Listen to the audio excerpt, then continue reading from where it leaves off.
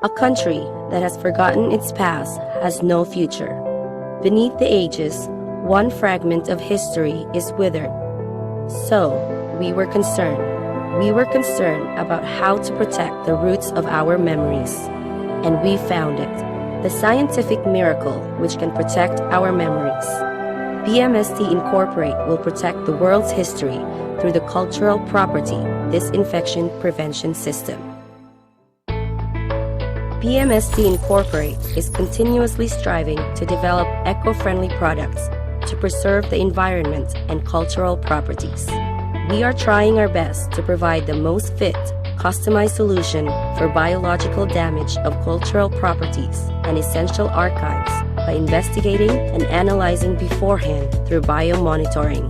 Our technology is being acknowledged by patent applying with the Small and Medium Business Administration based on excellent technology and human resources. First, we'll look at the species of the artifact and investigate the temperature, humidity level, indoor air quality, etc. that can damage the subject artifact. We scientifically analyze the distinction, species, condition, inflow route of airborne bacteria, archival adhesive bacteria, pests that exist within the area through IPM. We find ways to eliminate bacteria and pests through biological identification by enzymatic analysis and toxicity analysis. We safely disinfect places such as the collection room, exhibit hall by using an eco-friendly machine that sprays fumigation medicine, which is harmless to the body, and the use of environmental control depending on the material quality of the subject in order to prevent biological damage on cultural properties and archives through step-by-step analysis results. We also provide an efficient and scientific system for the safety of the researcher and the management of the temperature and humidity level for the material quality of cultural properties and archives. BMST strives for perfect disinfection results through regular harmful microbe investigation and inspection.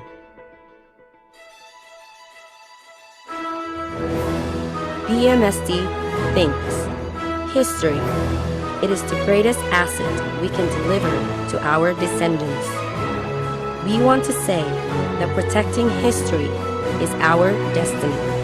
The future in which the past speaks, BMST will protect it.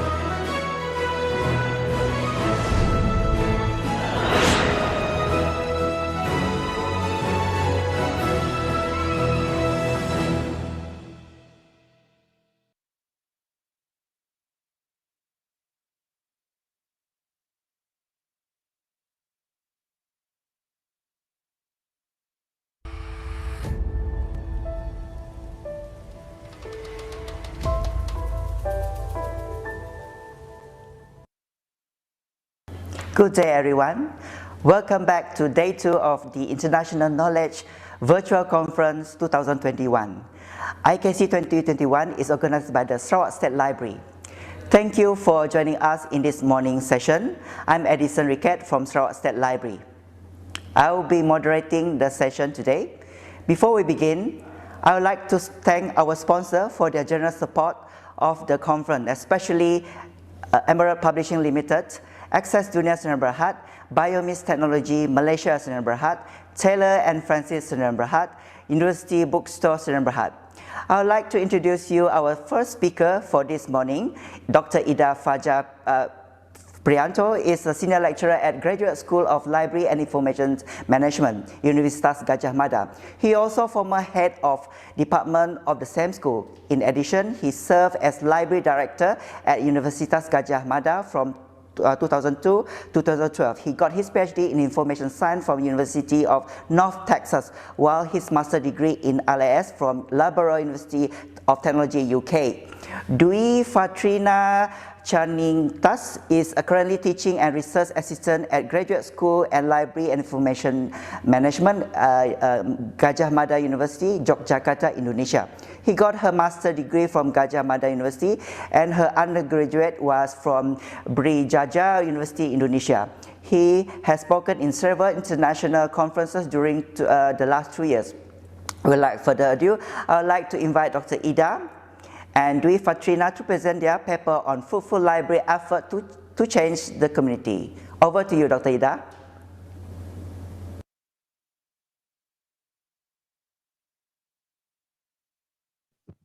Hello everyone, it's nice to see you although we only meet online.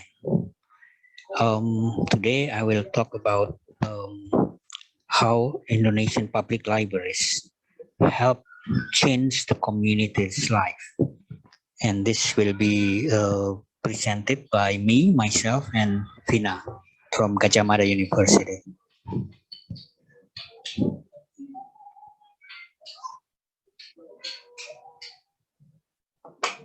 And we start with the Indonesia. As you know, Indonesia is a big country with so many islands, consisting of more than 17,000 actually, with Java, Sumatra, Papua, Sulawesi, and Borneo, the big 5 islands. And currently we have over 271 million population, and this is the 4th biggest in the world. Well, talking about public libraries in Indonesia, actually Indonesia has more than 42,000 public libraries, which consist of provincial libraries and then city libraries, also region C libraries and rural public libraries. And the condition of each library is different, one and another. Besides public libraries, there are also mobile libraries, and these mobile libraries either managed by the volunteers or by public libraries themselves. This is an example of the city libraries, in which during the pandemic we also include drive-through so that the users can just borrow or return the books by just drop by. And we also show you that sometimes the public librarians also wear traditional clothes just to remind the users that they still have culture. And another example here we show is the rural libraries. Rural libraries play a lot of roles nowadays, in which they also help children, senior citizens, also students, and the community in general. And they also have activities in the rural libraries in all the provinces. And as I said earlier, mobile libraries are managed by both volunteers as well as the public libraries. There are also, you see here in the bottom right, in which the volunteers with a horse come from one place to another to bring books for children to read, and also the community to read with the books served by the librarians who is actually volunteers. They also have a beca. Now, beca is tricycle, in which this beca is served for the community to read books. So hopefully we provide these mobile libraries to reach the community. In 2007, I attended the meeting held by Bill and Melinda Gates Foundation in Seoul. And that was the time when we talk about the possibility of Bill and Melinda Gates helping the libraries in Indonesia. And then the following year, they visited Indonesia and we discussed further. But then, after several years, maybe 3 or 4 years later, it was Coca-Cola Indonesia, the foundation that in which the corporate social responsibility launch what is called by Perpusru. This Perpusru program is a program that provide the right sources of knowledge and improving the individual by doing training. And they also hold trainings for the trainers who are actually librarians from more than 700 public and rural libraries. However, the proposal program only ran until 2018, and then the National Library continued the program beginning in 2019. And we do an analysis or survey about the community and the impact of the social inclusion in two places, one in Java and the other is in Borneo.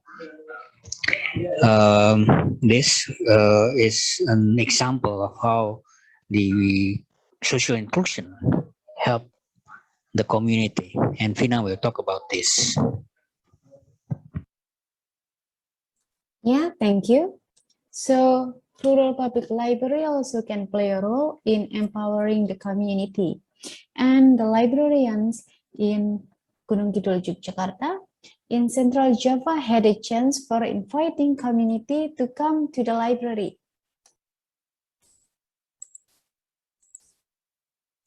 Gunung Kidul is one of the four and the biggest regency in Yogyakarta, and Gunung Kidul is such a beautiful regency. As we can see on slide, the top picture is a map of tourism destination in Gunung Kidul, while the other two pictures show an example of tourism in Gunung Kidul. That's why Gunung Kidul has various sectors to develop, including public library. Gunung Kidul Regency has 7 rural public libraries. Each library has different program activities carried out by the community.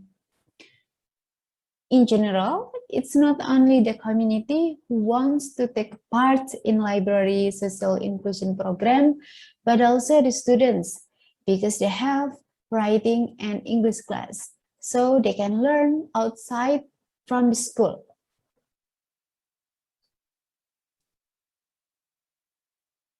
This is the rural public library in Gunung Kidul. It's Perpustakaan Balai Pintar, which is pintar, it means smart. So they have so many programs by the librarians, such as planting and harvesting vegetables in the backyards of the library. As we can see, it's a small space, but the librarians can grow vegetables and produce chips, and they can also sell them at exhibition or others event. They also make handicrafts such as basket, doormats, and brooch.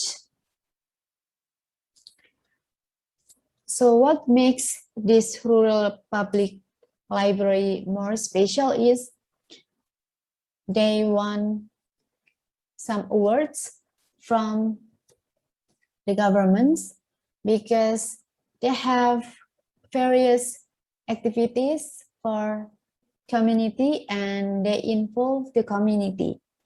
This library is located in district office in which all of the community activities are held there.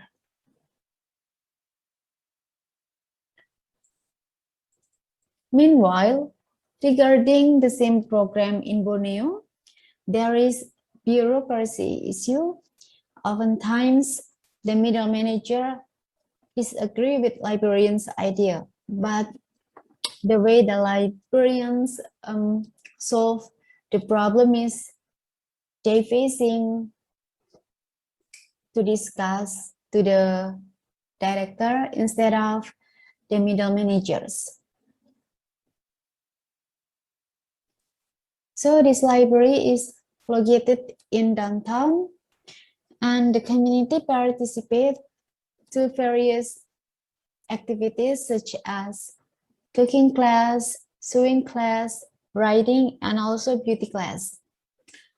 And during pandemic, library reduced community activities, but since the community enthusiasts to the library programs, the librarian sometimes holds some events with health measures.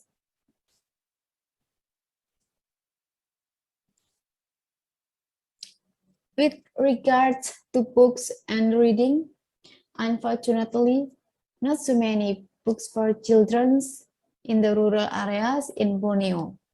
So that's why mobile libraries play an important role in the rural areas, and the children looks happy when the books are coming.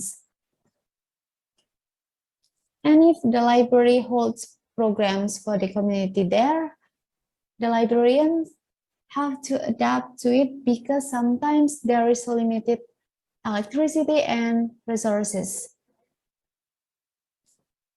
Well, it's not only the community and the students who wants to take part in library events, but also the teachers. So they expect the librarians to hold events for them, especially ICT training skills, in order for them to get certified.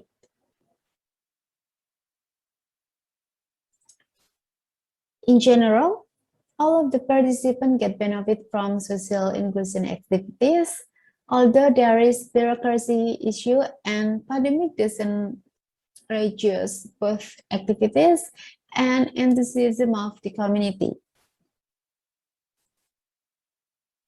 Sum up, Proposal was a useful project for developing library and library creativity and also community empowerment. The government also considered to continue this program, and the librarian appreciate the government support. I think that's all.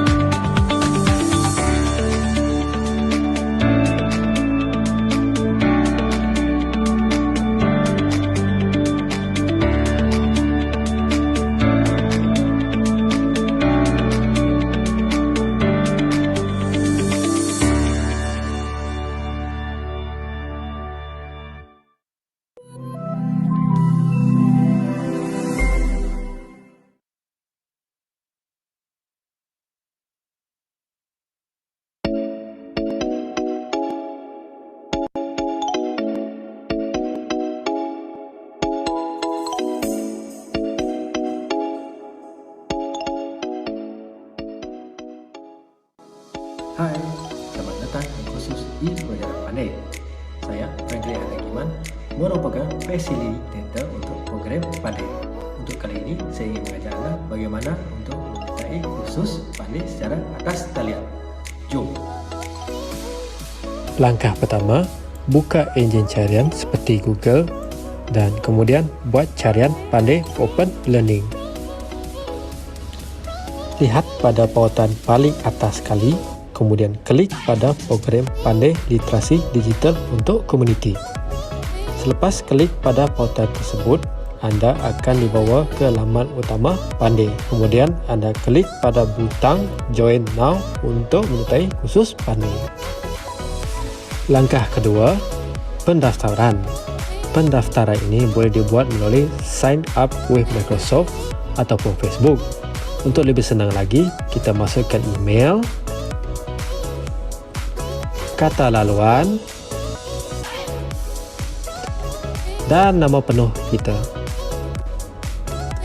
Setelah selesai mengisi maklumat, jangan lupa klik pada ruang petak kosong seperti yang ditunjukkan. Kemudian, tekan butang Get Start. Seterusnya, klik pada petak seperti yang ditunjukkan, kemudian tekan butang Join Program Pandai. Untuk bahagian ini, sila klik butang Next. Langkah ketiga, sila isi borang A dan B. Sila lengkapkan borang A dan B dengan klik pada bahagian seperti yang ditunjukkan.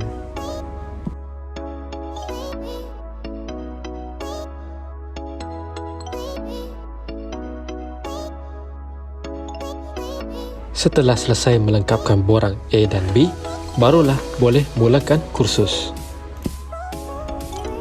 Kursus ini mengandungi 5 buah modul. Modul yang pertama, pengurusan maklumat dan komunikasi. Modul yang kedua, menggunakan inisiatif digital kerajaan. Modul yang ketiga, berurusan secara digital. Modul yang keempat, keselamatan dalam talian. Dan modul yang kelima ialah modul perpustakaan in a box. Untuk melengkapkan kursus ini, setiap modul terdapat video yang harus dimainkan.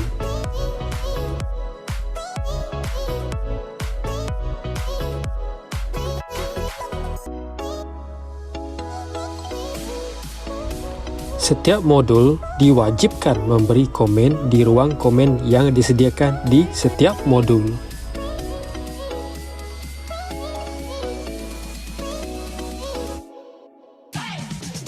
Langkah keempat, borang C dan borang maklum balas kepuasan pelanggan. Sebelum mengakhiri kursus, pastikan di bahagian refleksi bengkel untuk melengkapkan borang bahagian C dan borang maklum balas pelanggan.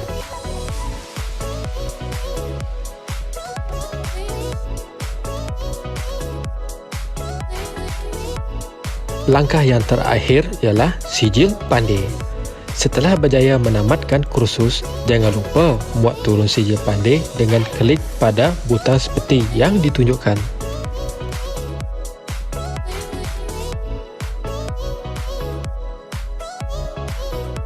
Selamat mencoba. Bye.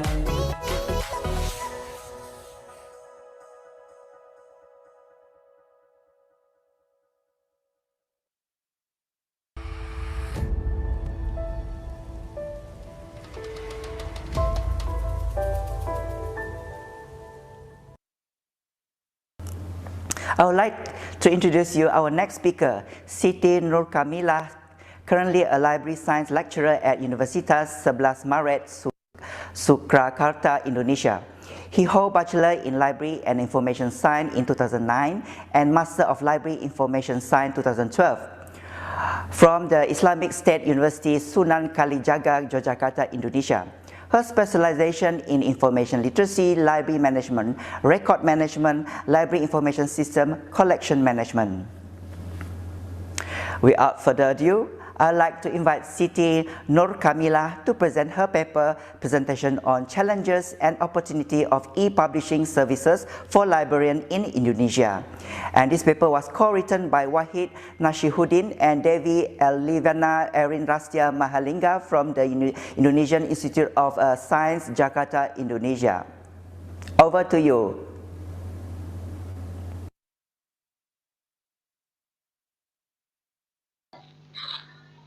Hello, Assalamualaikum warahmatullahi wabarakatuh.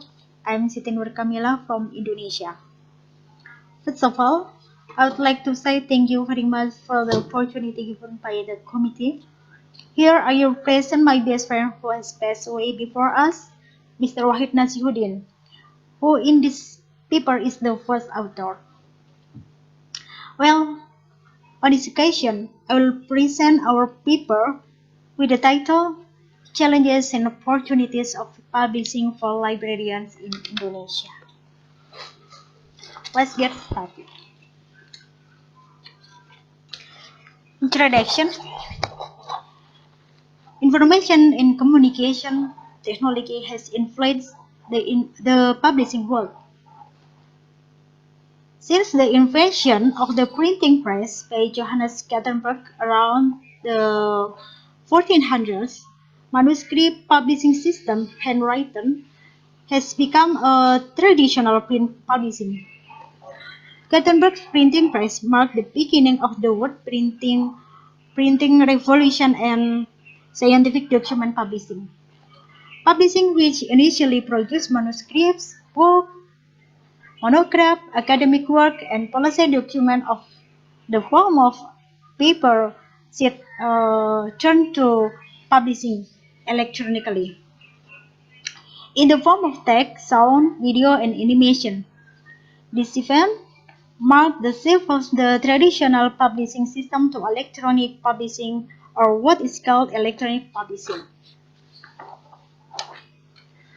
Various problems of librarians in publishing, e-publishing activities are the focus of the discussion of this study, especially those related to the challenges and opportunities of librarians in implementing e-publishing in Indonesia.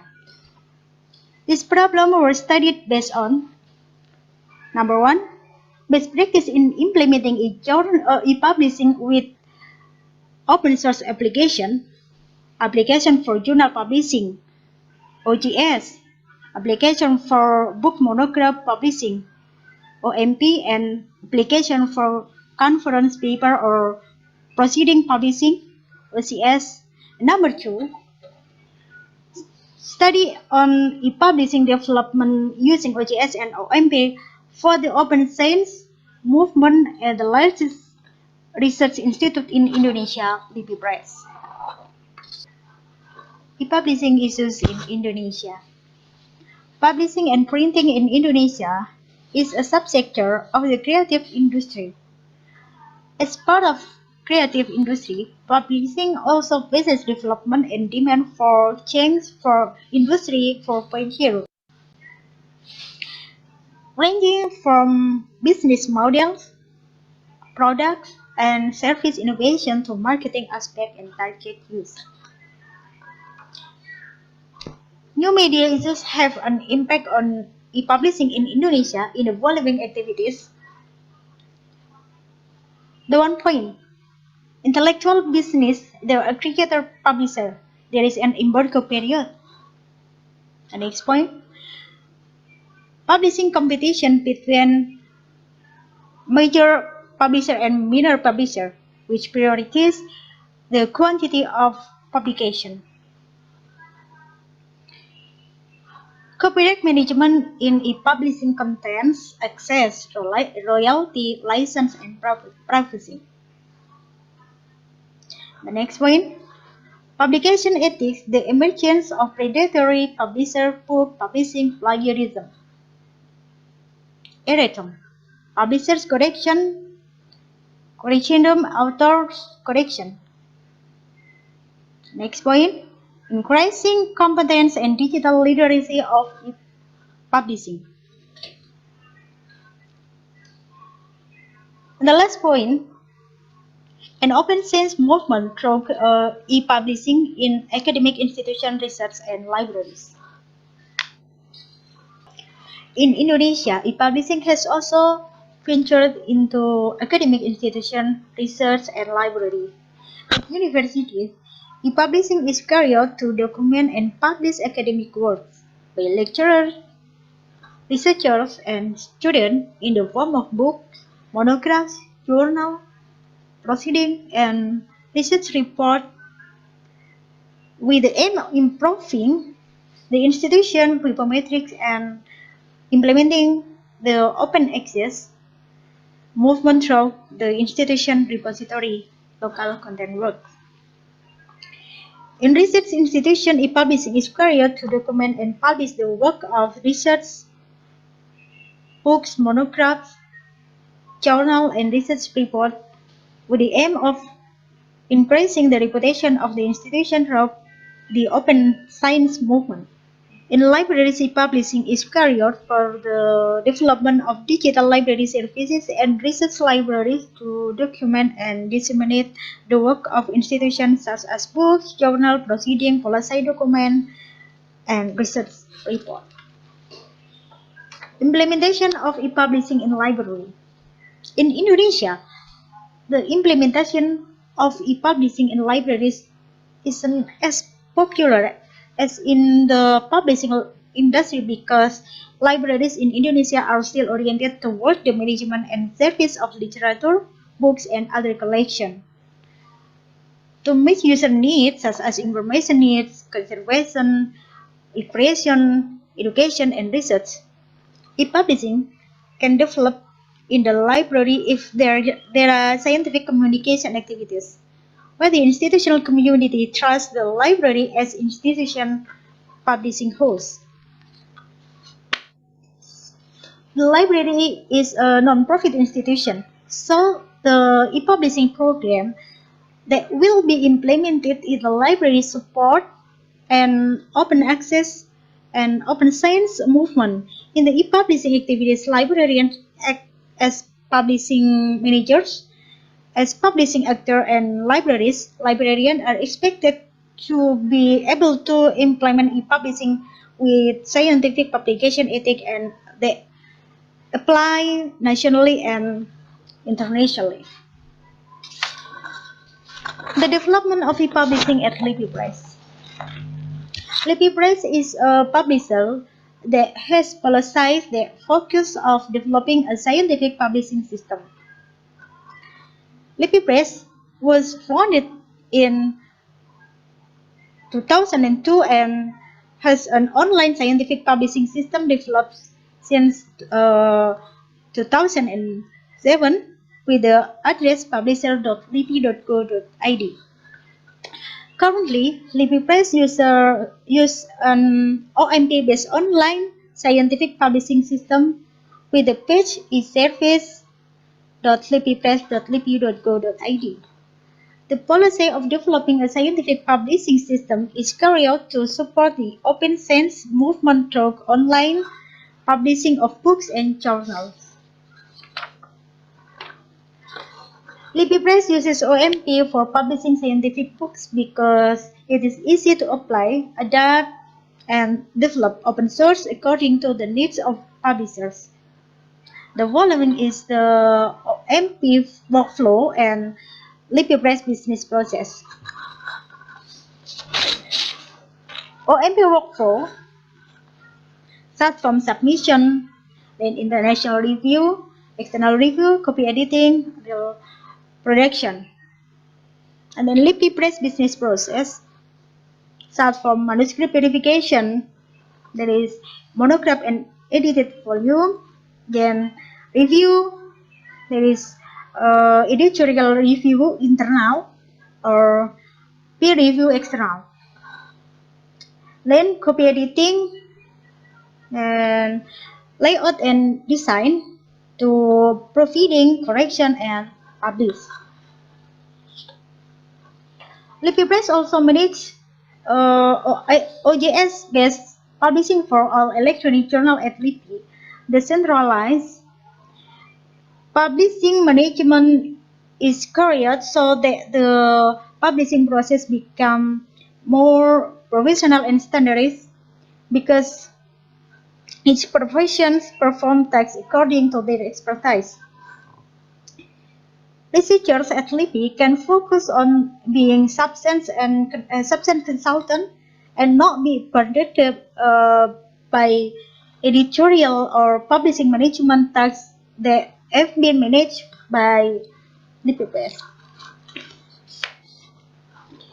Librarians are involved at Lipi Press during the number one, editorial process and dissemination of institution published product, and then implementation of internship program at work assistant for librarians who want to learn e-publishing. And then experience and learning about layout design, copy editing, and managing e-publishing using OJS and OMT. Participation of the promotion and dissemination of e-publishing product through a number of activities such as book reviews, webinar, and social media content creator.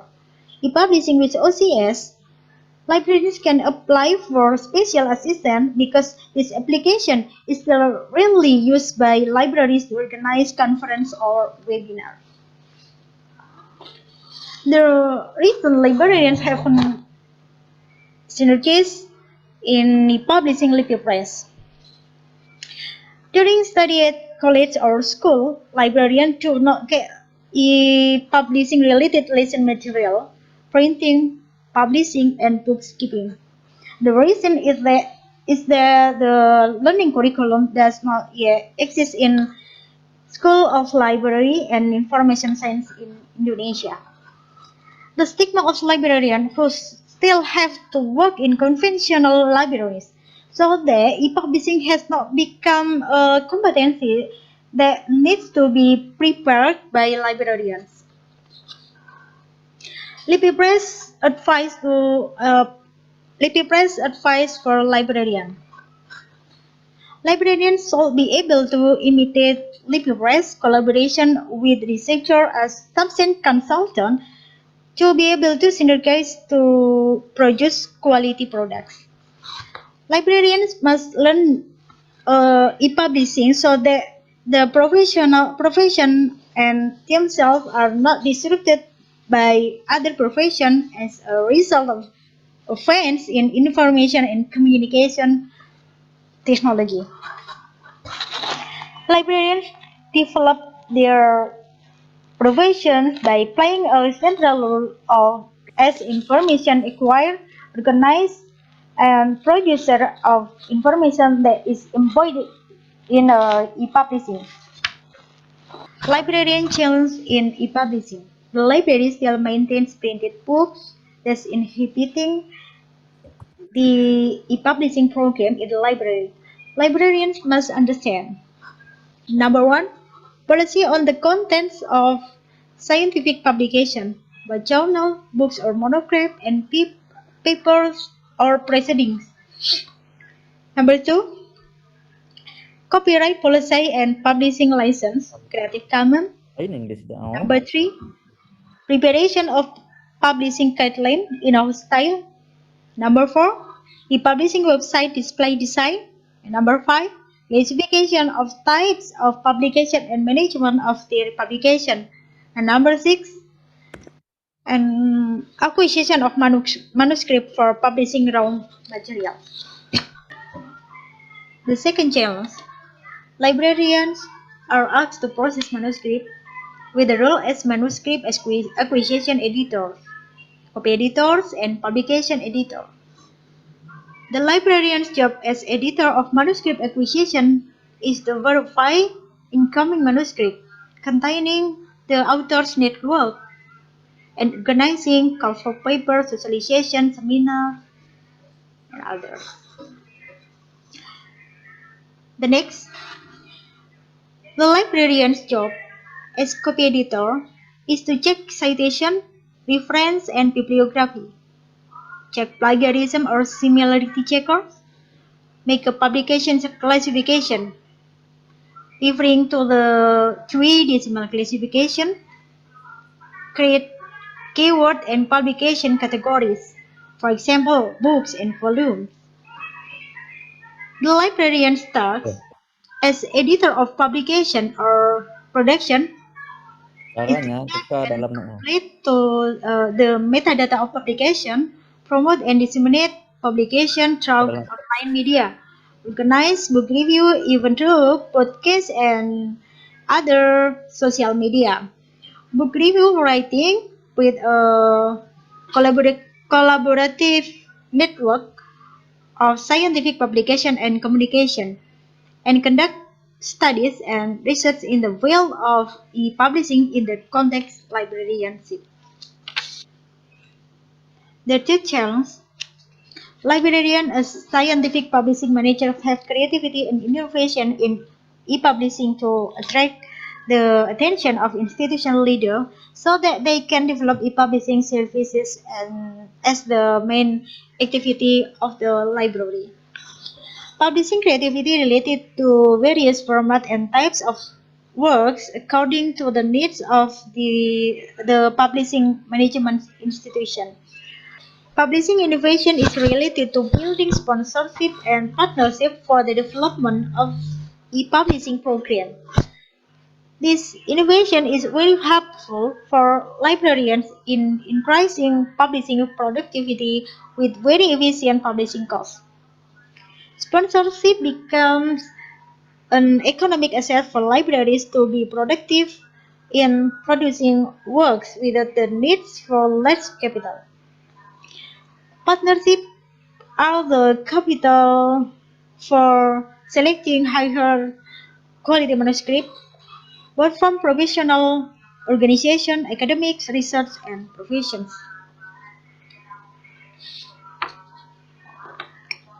Librarian opportunities in publishing. Partners who can support publishing performance, who work as technical personnel for publishing and disseminator of e-publishing works product. As technical staff, librarian assess publisher in determining keyword citation, plagiarism, and wording. As product disseminators, librarians become LipiPress partners to disseminate e-publishing products, either through the librarian community, social media, or in collaboration with academic institutions. Library information and study programs in Indonesia.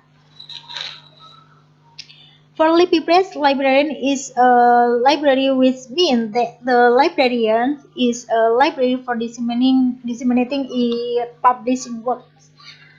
The librarian strategy in developing e-publishing in Indonesia. Identifying problems in e-publishing in the library, improving e-publishing competence, turning the library into e-publishing host, advocating for e-publishing activities to improve library services, advocating for e-publishing curriculum in School of Library Information Science in Indonesia. The next slide is conclusion. Librarians will face various challenges in implementing e-publishing in libraries. Librarians need partners from publishers and support from institutional leaders to implement e-publishing in libraries. Librarians need to learn e-publishing from LipiPress to get adequate competence. Librarians need to approach institutional leaders in order to get maximum support in implementing e-publishing in libraries. The implementation of e-publishing is both a challenge and opportunity for librarians to increase their role in the management and dissemination of institutional knowledge. That's my presentation. Thank you. Assalamualaikum warahmatullahi wabarakatuh.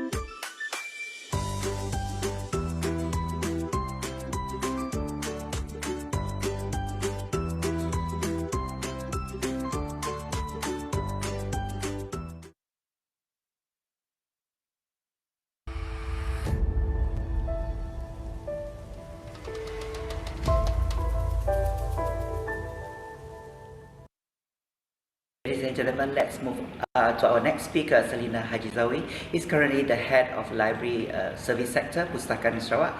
She has more than 15 years working experience as librarian. She holds a bachelor degree in political science honors and master in library information science from International Islamic University, Malaysia. She has written and presented papers in local and international platforms. She is now coordinating the Library Advocacy Initiative for Sarawak Sustainable Development Goal (SDG). Her area of interest are SDG, planning and management of information service, information literacy provision, and has extensive experience in information brokerage and information repackaging services. She one of the pioneer in establishing American Corner at Sarawak State Library. Further ado, I would like to invite Selina to present a paper on local content enrichment by young researcher and talent for cultural heritage sustainability, and this paper was co-written by Ahmad Samsudin of Sarawak State Library, Malaysia. Over to you, Selina.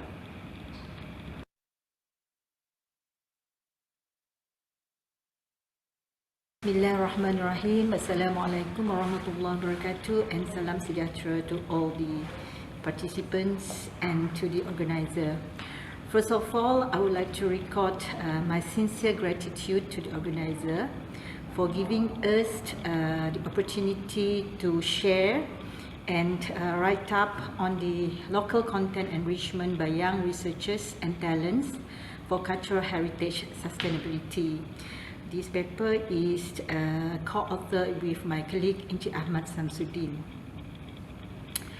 Okay, for this paper, I would like to discuss on the universal problem statement on the scarcity of local content creation compared to external publications, and how possibly we address the issue. And this problem statement is very much pertinent to Malaysia and also to the Southeast Asian countries. And we see that we have a very limited number of our own content creations compared to the publications that we buy from outside. And I would like to bring the attention on how to address this issue. Okay, before we go further on this, it would be better if we can define what is local content. As you can see on the screen, according to Abdul Wahid Khan, the Assistant Director General for Communication and Information UNESCO, he said that local content is an expression and communication of communities locally generated, owned and adapted knowledge and experience that is relevant to the community situation. Meaning here, in the context of knowledge management, local content is the idea of how the knowledge is generated, how the knowledge is disseminated, and how the knowledge is utilized. And of course, the local content, it has multidisciplinary knowledge, and it is experience-based generated and created by the community and for the use and benefits of beneficiaries, and it should be shareable to others. Okay, under the provision of Sarawak Legal Deposit under Pustakaan Negeri Sarawak, since 2000, we receive about 10,049 titles, which make up of 43,050 totals of collections under legal deposit provision. And all these collections, we see that we receive books, serials, newspaper, ephemeral, theses, working papers, Sarawak Government Gazette, as well as non-printed publications.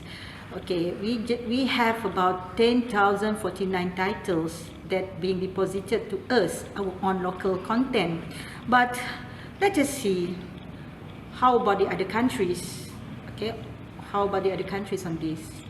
Okay, you see that from the screen that this is the comparison between of the publications produced by all these countries. This is launched into 2015 for the books publications, and you can see on the screen that China seems to produce 500,000 of publications, 470,000 publications, and United States is 338,000 plus publications. And we see from here we can see how disparity in terms of the local content creations we in Malaysia compared to other countries in the world. So as we can see that my topic of presentations is on the how local content enrichment, how we try to groom the young researchers, young talents on the local content enrichment for cultural heritage sustainability. And of course, UNESCO under Sustainable Development Goals, I think by now most of us have been familiar with the United Nations SDG 2030, which outlined 17 goals from goal number 1 to goal number 17. And IFLA also have clearly outlined what the library could do, what the library could help play our roles in achieving all these goals from goal number 1 to goals number 17. And if we see the SDG number 11 itself under Sustainable City and Communities, IFLA has clearly shown us that we can do documentation and preservation of cultural heritage for future generations, and this is the thing that I would like to discuss more on my paper. Okay. Before we go further, maybe we need the definitions of cultural heritage. What is cultural heritage? Cultural heritage is an expression of the ways of living developed by a community and passed on from generation to generation, including custom, practices, places, objects, as artistic expressions and value. Cultural heritage is often expressed as either intangible, such as in terms of our oral traditions, in terms of our rituals, or tangible cultural heritage in terms of our monuments, paintings, manuscripts. And the key word here is not what I would like to bring the attention here is cultural heritage is not solely on the cultural manifestation alone, but it has to do with how the wealth of knowledge and how the wealth of knowledge and skills transmitted from one generation to the next. That is the key point that I would like to stress here. So here in my paper, I would like to myself and Ahmad, my co-author, would like to bring the attention on what are the steps taken by Pustaka Negeri Sarawak State Library to address scarcity of local content creations for cultural heritage sustainability. And we try to zoom in the participations of the young researchers and young talents. Why we chose young talents and young researchers? Because we believe that these people are the future generations, and these people are very much interested and being easily influenced if we are trying to internalize them with the good values. Of course, the first one is Pertandingan Warisan Budaya Tempatan, or local content creation. This is basically a competition on local content enrichment for secondary schools, high schools in Sarawak. By coming up with local content research, they have to come up with a kind of mini thesis. Of course, this competition aims on creating or adding value to existing knowledge of local content for knowledge preservation and appreciation. And we, Pustaka, we guide these young researchers, young students in search of information through reliable sources and to plan, collect, analyze, interpret, synthesize. They have to summarize and record all information to form up the completed and comprehensive work. Okay, these facilitators, Pustaka staff, and the young researchers, they are grouped together in a workshop before they can carry out the research project according to the theme of the year. And one research project takes around 5 months for them to complete, and they have to present it before the judges on the competition day. And these young researchers, they have to work in a group of not more than 4 students with their own guidance teacher. And as I mentioned earlier, they have to submit the mini thesis of their research project, and they have to present the key points of the research before the judges. Okay, when they participate in this pertandingan warisan budaya tempatan or local content creations competition, we train these young researchers and embed them with research skills such as information literacy, research writing, up to storing of information in virtual world. You see that we have the 8 modules from module 1, information literacy, up to the cloud storage. And this is the teaching methodology that we use. This is through a two-way communication between the facilitators. We are the facilitators and these young researchers in a 3-day workshop which translated into lectures, hands-on practical, role play, exercises, group discussions, and of course they have to do the presentation. We embed them with the skills and knowledge on how to do all these things. Okay, since 2008 until 2019, we have covered 12 themes, okay, under Pertandingan Warisan Budaya Tempatan, from the history, culture and traditions of Orang Ulu until the early history of local settlement of indigenous in northern region of Sarawak. What are the outcomes of this Pertandingan Warisan Budaya Tempatan? This pertandingan able to attract 206 young groups of young researchers from various secondary high schools from northern region of Sarawak since it first started in 2008. Okay, you must be wondering that why I keep mention on northern region of Sarawak, because this pertandingan, this competition started in northern region of Sarawak from 2008 until 2019, and then because of the pandemic 2020 and 2021, this year we have to put on hold on this thing, and 2022 we are going to open these competitions throughout Sarawak for the whole Sarawak, for the whole secondary schools in Sarawak. And in this pertandingan as well, we have been able to compile 150 research which involved 824 young students aged between 13 to 19 years old that we regarded here as young researchers. Okay, the other outcomes is in 2016, a compilation of selected local content PWBT researchers from 2008 to 2015. We compiled that local content research into kompilasi Warisan Budaya Tempatan Wilayah Darul Sarawak. This is the book. Then this book, it has 20 research manuscripts from 20 research teams all over the northern region.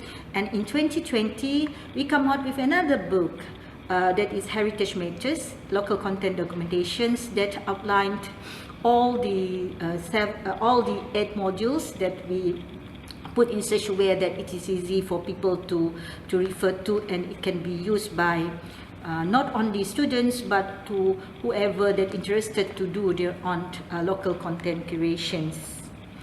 Another example of initiatives that Pustaka Negeri Sarawak taken is on the Sarawakiana Carnival and precious commitments of young talents. Okay, of course, Sarawakiana Carnivals is open to everybody open to anybody who is interested in preserve our heritage. But what I'm trying to zoom here is the commitments of the young talents. Okay, this Sarawakiana Carnival is firstly organized in 2010 to commemorate 10th anniversary of Pustaka. The theme is One Heritage, One Tradition, One Sarawak. And this smart partnership program held in every 2 years, highlighting various activities to instill and intensify the love towards unique indigenous knowledge and rich local culture. And then, of course, ultimately working towards the creations of documented information resources to add into the scarcity of local content references in future. This is, you can see, these two young talents in the Pertandingan Bermukun, one of the programs in Sarawakiana Festival. And also you can see all these beautiful girls and handsome boys. They are in the local folklore telling competitions with all their traditional costumes. These are the two examples of the commitment and contributions of the young researchers and young talents, and how we keep this initiative to address the issue of scarcity of local content creations, and how do we tackle it for the cultural heritage sustainability. So let us see what are the benefits of local content enrichment and enhancement towards cultural heritage sustainability. First and foremost, we believe that it improves understanding of how important local content creation and enhancement to self-unique appreciation of our own identity, because cultural heritage is our pride, and it has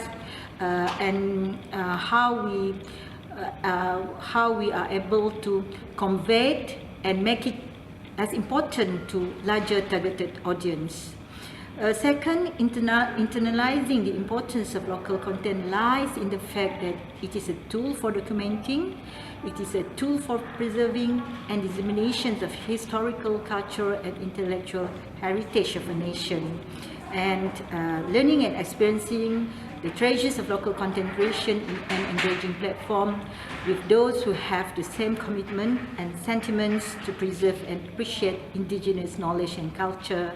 And last but not least, strengthening and improving skills, knowledge and positive values derived from the engagement. I think that's all from me, and I would like very much my pleasure to welcome if any Q&A from all of you. Sekian, terima kasih. Wabillahi taufiq wa hidayah. Assalamualaikum warahmatullahi wabarakatuh.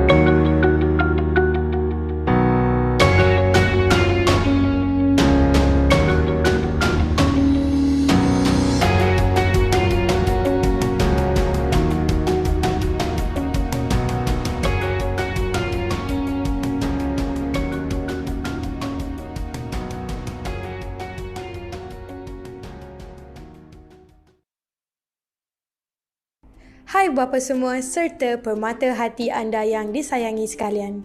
Sebentar lagi kami akan berkongsi dengan anda mengenai kit reading seeds. Little Readers Treasure Box ini direka khas bagi memupuk minat membaca di kalangan anak-anak seawal mungkin serta menyokong perkembangan awal literasi dan fizikal si kecil. Kit ini mengandungi satu set kad pencapaian bayi, satu set kad imbasan hitam putih, carta pencapaian perkembangan kanak-kanak, permainan bongkah kayu, papan sentuhan deria, 3 buah buku pembelajaran dui bahasa bertajuk abjad, nombor, bentuk dan warna dan anggota badan saya. 1 buah buku bacaan beraksi dui bahasa bertajuk Saya Boleh. 4 buah buku cerita kanak-kanak dui bahasa bertajuk Kasih Sayang Harapan dan Impian, Saya Sayang Keluarga Saya, Ambrose dan Kawan-Kawan dan Impian Saya. Set wayang kulit, carta ketinggian, poster profil bayi, buku modul ibu bapa sebagai rakan membaca dan langkah-langkah untuk muat turun aplikasi Mi Books Plus. Catatkan dan ambil gambar bayi anda bersama kad pencapaian bagi mengabadikan detik-detik indah si kecil anda. Catatkan perubahan ketinggian dan butiran si kecil anda dengan carta ketinggian dan poster profil bayi. Memperkenalkan si kecil kepada bentuk yang mudah dengan menggunakan kad imbasan hitam putih. Gunakan carta pencapaian perkembangan anak ini melalui bongkar kayu sebagai panduan perkembangan dan pencapaian si kecil anda. Contohnya, anda akan dapat melihat senyuman anak anda seawal 6 minggu. Lihat mereka menyusun dari 3 bongkah kayu pada usia 18 bulan. Dan lihat keupayaan mereka melompat dengan menggunakan hanya 1 kaki pada usia 4 tahun. Mempelajari abjad, nombor, bentuk, warna dan anggota badan dalam bahasa Inggeris dan bahasa Malaysia dengan buku pembelajaran. Membaca sambil beraksi dengan si kecil anda dan perhatikan perkembangan mereka melalui buku Saya Boleh.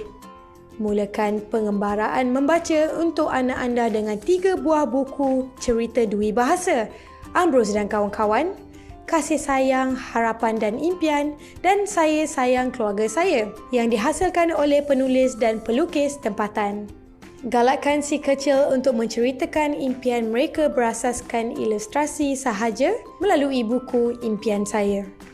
Berhibur dengan set wayang kulit sambil mengenal haiwan, bentuk yang mudah dan juga karakter yang mudah difahami. Model untuk ibu bapa ini direka khas untuk ibu bapa bagi memahami menjalankan aktiviti yang meningkatkan literasi dan perkembangan si kecil mereka di rumah. Bukan itu sahaja, sebahagian daripada program Reading Seeds dengan kerjasama Perpustakaan Negara Malaysia serta semua perpustakaan awam negeri, anda juga akan menerima aplikasi Mi Books Plus yang mengandungi lebih daripada 300 judul buku kanak-kanak. Semua buku tersebut dilengkapi dengan audio suara naratif dan kesan bunyi serta suara yang boleh dirakam. Sila imbas kod QR di belakang modul ibu bapa dan muat turun aplikasi dari Apple App Store atau Google Play Store. Masuk aplikasi dan klik Join and get 2 weeks free. Kemudian cipta akaun baru dengan email dan kata laluan anda.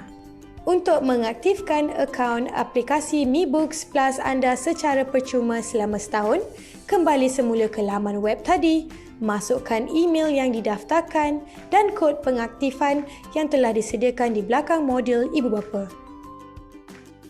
Mudah sahaja. Pilih salah satu buku dan tekan butang berwarna pelangi. Klik pada mana-mana karakter atau ayat di dalam laman buku untuk mendengar narasi oleh pelakon bersuara profesional.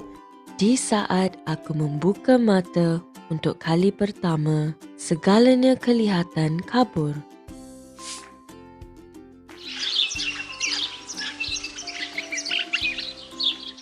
Untuk merakam suara naratif anda sendiri, lakarkan sebuah bentuk dan tekan lama pada bentuk tersebut untuk merakam suara anda. Butterfly. Butterfly. Jadilah seorang pencerita yang lebih berimajinasi.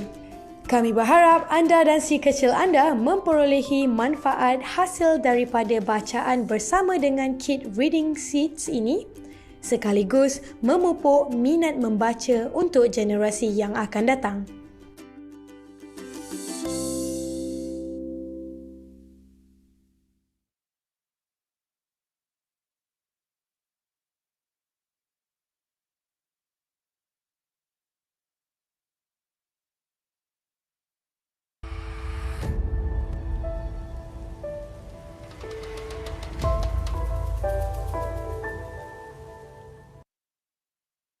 Ladies and gentlemen, our next young presenter, Muhammad Aizat bin Aziz, currently works as a librarian in Archive Management Division at Pustaka Negeri Sarawak. Aizat holds a Bachelor of Information Science in Library Management from University Technology Mara. Here we are presenting on Pustaka role for sustainable preservation of public records and archives, and this paper was co-written by Ayu Lestari Yahya, Nolalawati Ismail, Dorothy Della Lawrence of Sarawak State Library, Malaysia. Over to you, Aizat.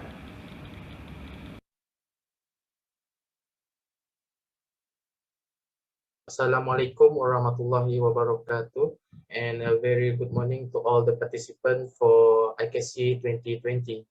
So before I start, let me introduce myself first. My name is Muhammad Aizat bin Aziz, and I am from Sarawak State Library, Archives Management Division. So today I would like to share with you all about one of our paper for IKC 2020, which is Pustaka's role for sustainable preservation of public records and archives, under one of IKC team, which is Sustainable Development Goals and the Roles of Knowledge Institution and the Public Service.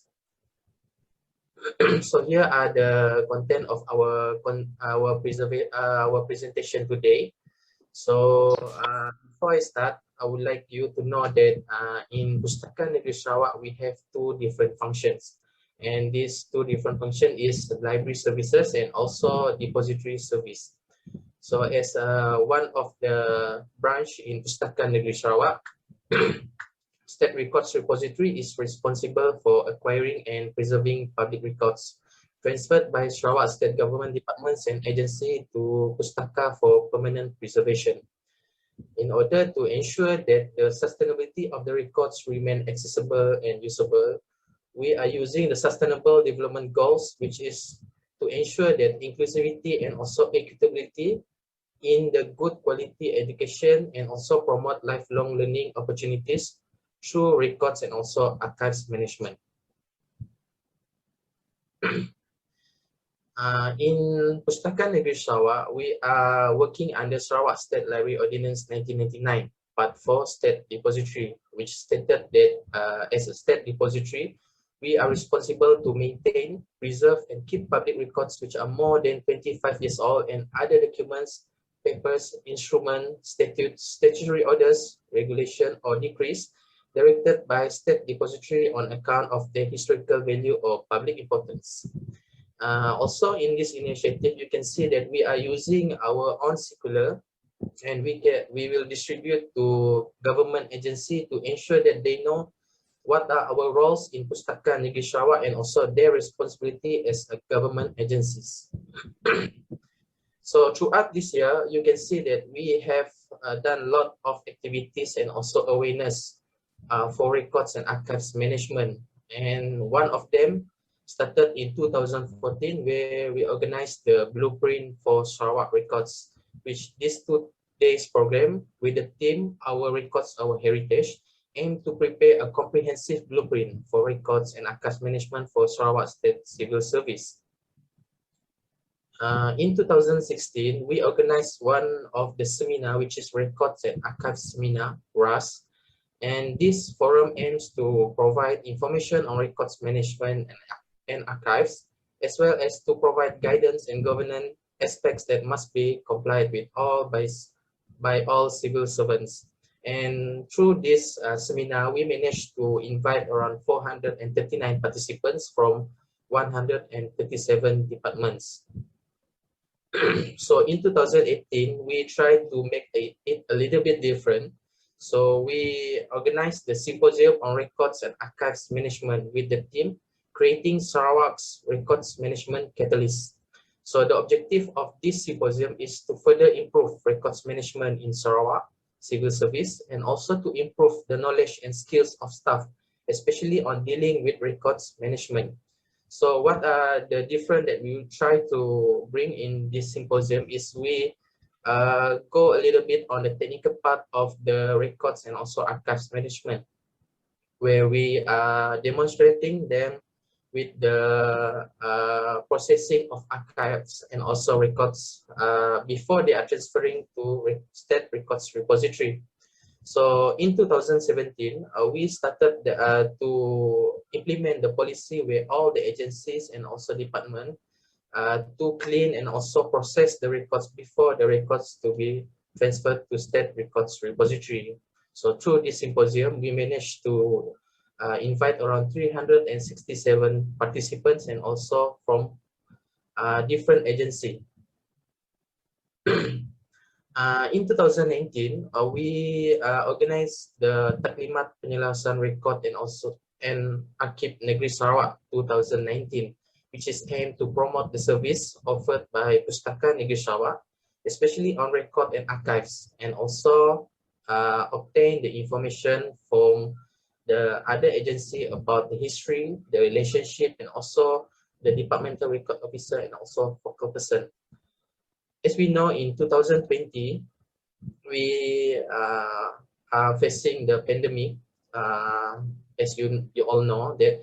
So we try to change a little bit and try to be innovative to approach our user and also our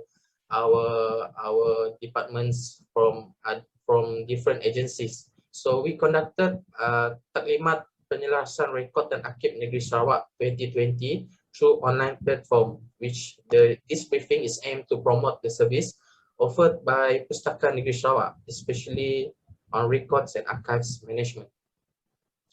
In 2021, this year, we also organized a different types of briefing where we organized the Sarawak Records and Archives Networking, SARAN, which objective is to share the initiatives taken by Pustaka Negeri Sarawak and other archival institutions in Malaysia in delivering services to users during a pandemic. And we managed to invite National Archives of Malaysia and also National Archives of Sabah.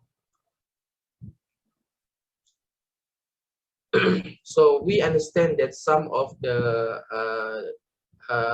department and also agencies have a little bit confusion on what they need to do on the records and archives management in their department. So as one of our initiative, we come out with one of the guideline for the government agency, which is Garis Panduan Pengurusan Rekod dan Arkib untuk Jabatan Kerajaan Negeri Sarawak. So the objective of this guideline is to expose the agencies and also the government agencies on the managing records and archives in their departments and to ensure the storage environment and the physical condition of the records is remain in good condition and suitable for permanent preservation. So for all the participants, you can download the guideline in our official website, Pustaka Negeri Sarawak.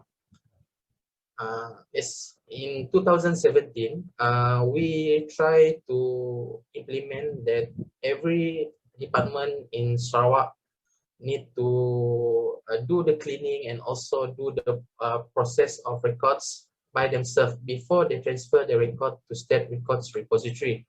So we initiate an online module, which is we transfer the information from the guideline processing of transfer of public records and archives, and we upload it into our website. So you can access our e-preservation through this link that have been provided below. So for activities and programs related with archives and records management, we have conducted two of the programs program that related with transfer of records from the agencies. So one of them is a One File One Week campaign, which aims to train the Sarawak government department and agency officers who are responsible for the management of the records. So they will know how they can do the process and also the procedure they need to know on how they can transfer the records from the agencies to state records repository. And then another one is Rescue Government Records and Archives Program, where we are focusing on the critical agency. Then we will help them on transferring their records to state records repository. So another activities that we have done in state records repository is in-house fumigation, which I think is a very important part of archives management division, where this fumigation process is one of the procedure where we will ensure all the records received from the government departments are clean and biologically free from any insect threat. So this in-house fumigation will require 20 hours of fumigation using one of our fumigation machine before the records to be sent to the designated repository. Another initiative that related with preservation in state records repository is digitization and microfilm, where Pustaka Negeri Sarawak have been appointed as the state microfilm service provider in 2016, and this provision of digitization and microfilm convention services were introduced in 2017 with the aim of preserving the records and also our collection and providing access to state records and archives. So the purpose of the preservation of public records through digitization and microfilm is to extend the life of the physical public records in order to reduce the risk of damage. Another initiative and also activities that have been done by Pustaka Negeri Sarawak is the Bengkel Pemuliharaan Ringkas Records Selepas Bencana, which this workshop is aimed to expose the participants with different techniques on salvaging the records after disaster. So through this workshop, the participant will take around 4 modules, which is preservation and conservation modules, disaster action plan modules, conservation records module, and also demonstration and practical session. So in 2019, we have invited around 64 participants for this workshop.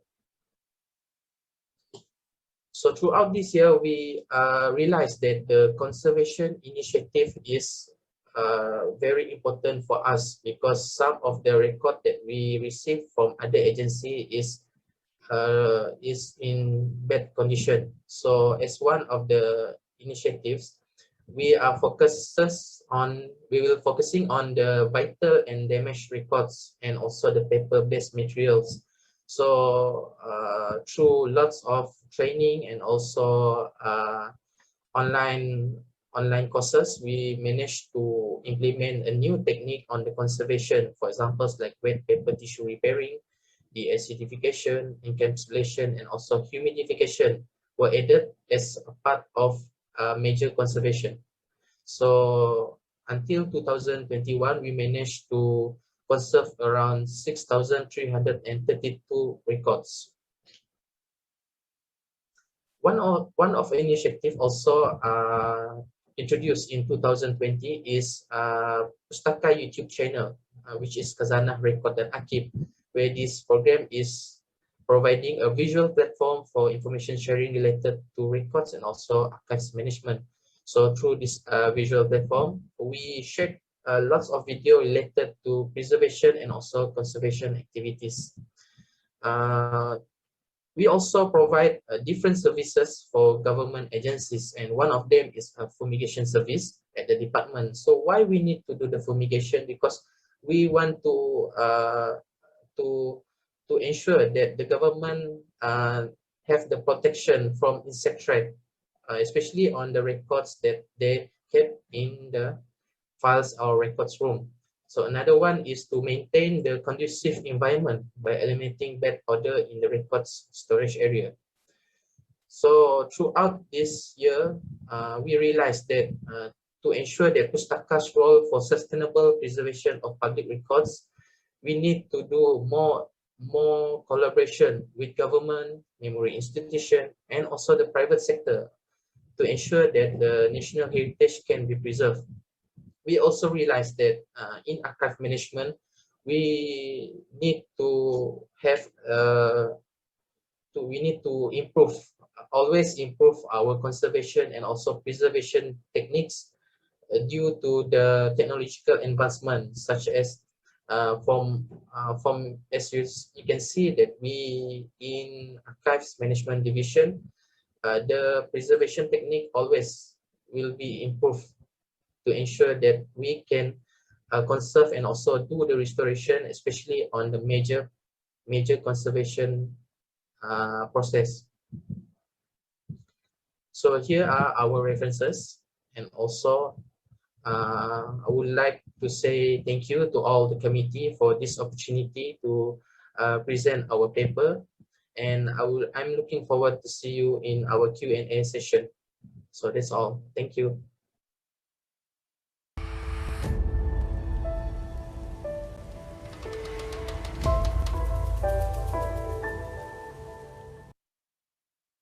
With world-leading content from Taylor and Francis, you can search across 17 interconnected goals and explore material from a global network of authors and experts across every discipline. Explore SDG online now.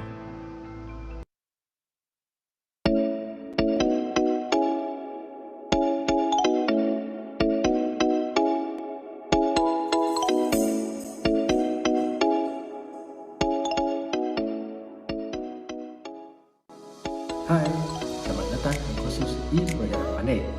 Saya Franklin Anagiman, merupakan fasilitator untuk program pandai.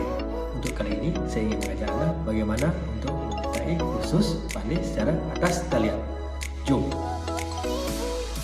Langkah pertama, buka enjin carian seperti Google dan kemudian buat carian pandai Open Learning. Lihat pada pautan paling atas sekali, kemudian klik pada program Pandai Literasi Digital untuk Komuniti. Selepas klik pada pautan tersebut, anda akan dibawa ke laman utama Pandai. Kemudian anda klik pada butang Join Now untuk menyertai kursus Pandai. Langkah kedua, pendaftaran. Pendaftaran ini boleh dibuat melalui Sign Up with Microsoft ataupun Facebook. Untuk lebih senang lagi, kita masukkan email, kata laluan dan nama penuh kita. Setelah selesai mengisi maklumat, jangan lupa klik pada ruang petak kosong seperti yang ditunjukkan. Kemudian tekan butang Get Start. Seterusnya, klik pada petak seperti yang ditunjukkan, kemudian tekan butang Join Program Pandai. Untuk bahagian ini, sila klik butang Next. Langkah ketiga, sila isi borang A dan B. Sila lengkapkan borang A dan B dengan klik pada bahagian seperti yang ditunjukkan.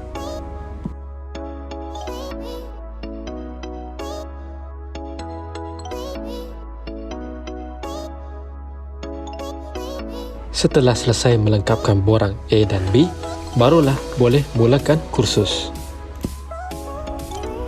Kursus ini mengandungi 5 buah modul. Modul yang pertama, pengurusan maklumat dan komunikasi. Modul yang kedua, menggunakan inisiatif digital kerajaan.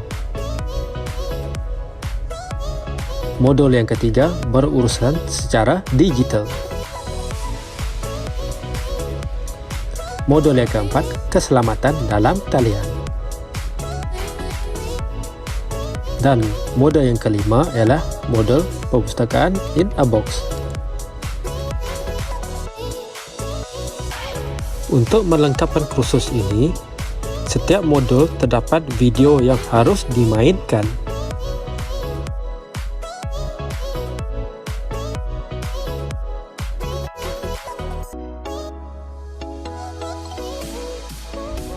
Setiap modul diwajibkan memberi komen di ruang komen yang disediakan di setiap modul.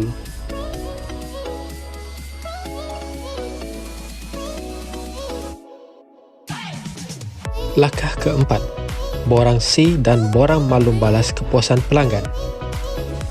Sebelum mengakhiri kursus, pastikan di bahagian refleksi bengkel untuk melengkapkan borang bahagian C dan borang maklum balas pelanggan.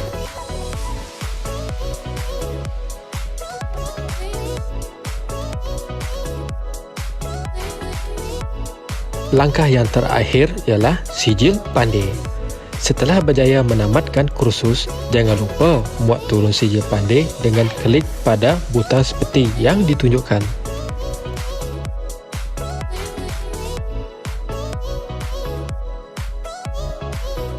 Selamat mencoba. Bye.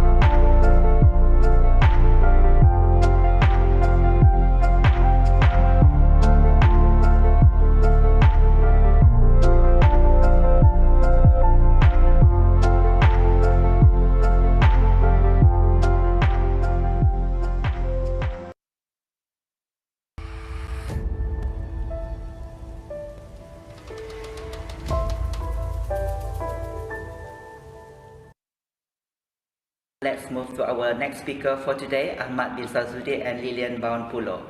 Ahmad bin Samsudin is a librarian and head of Information Services Department in Sarawak State Library, Miri, located in northern region of Sarawak, Malaysia.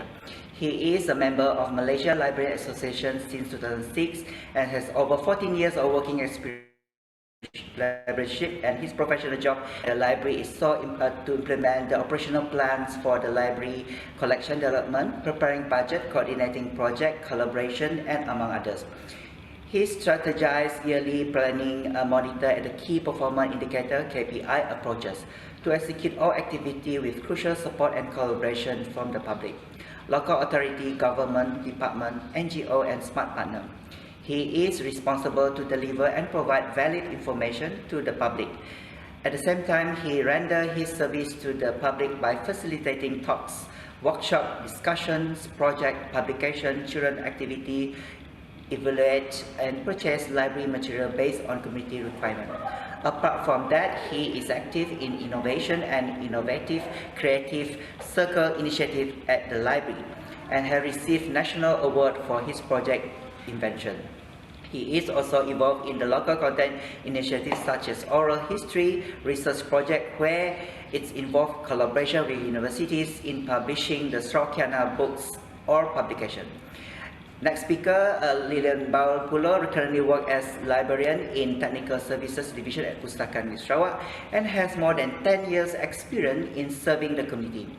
A decade in the career include the customer service, community engagement program, digital and information literacy program, and more. Actively volunteer in local community working group to advocate on green environment, along with wanting life in an active and interesting life, concerned about climate and humanity, and broadly leads Lilian to become a avid gardener and advocate all things that sustain flourishing life on earth. Without further ado, I'd like to invite Ahmad Samsudin and Lilian Baunpulo to present their paper on role of Pustaka Negeri Sarawak in sustainable partnership towards SDG 2030. Please welcome Ahmad and Lilian.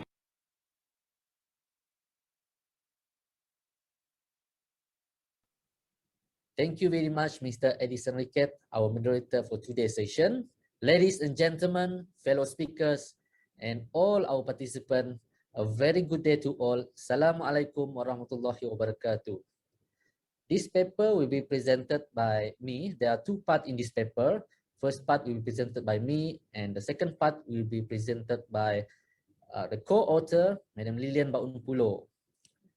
Okay, now, so we are so honored to be with all of you today to share our paper entitled Role of Pustaka Negeri Sarawak in Sustainable Partnership Towards Sustainable Development Goal 2030. Okay, what you can see in the next picture.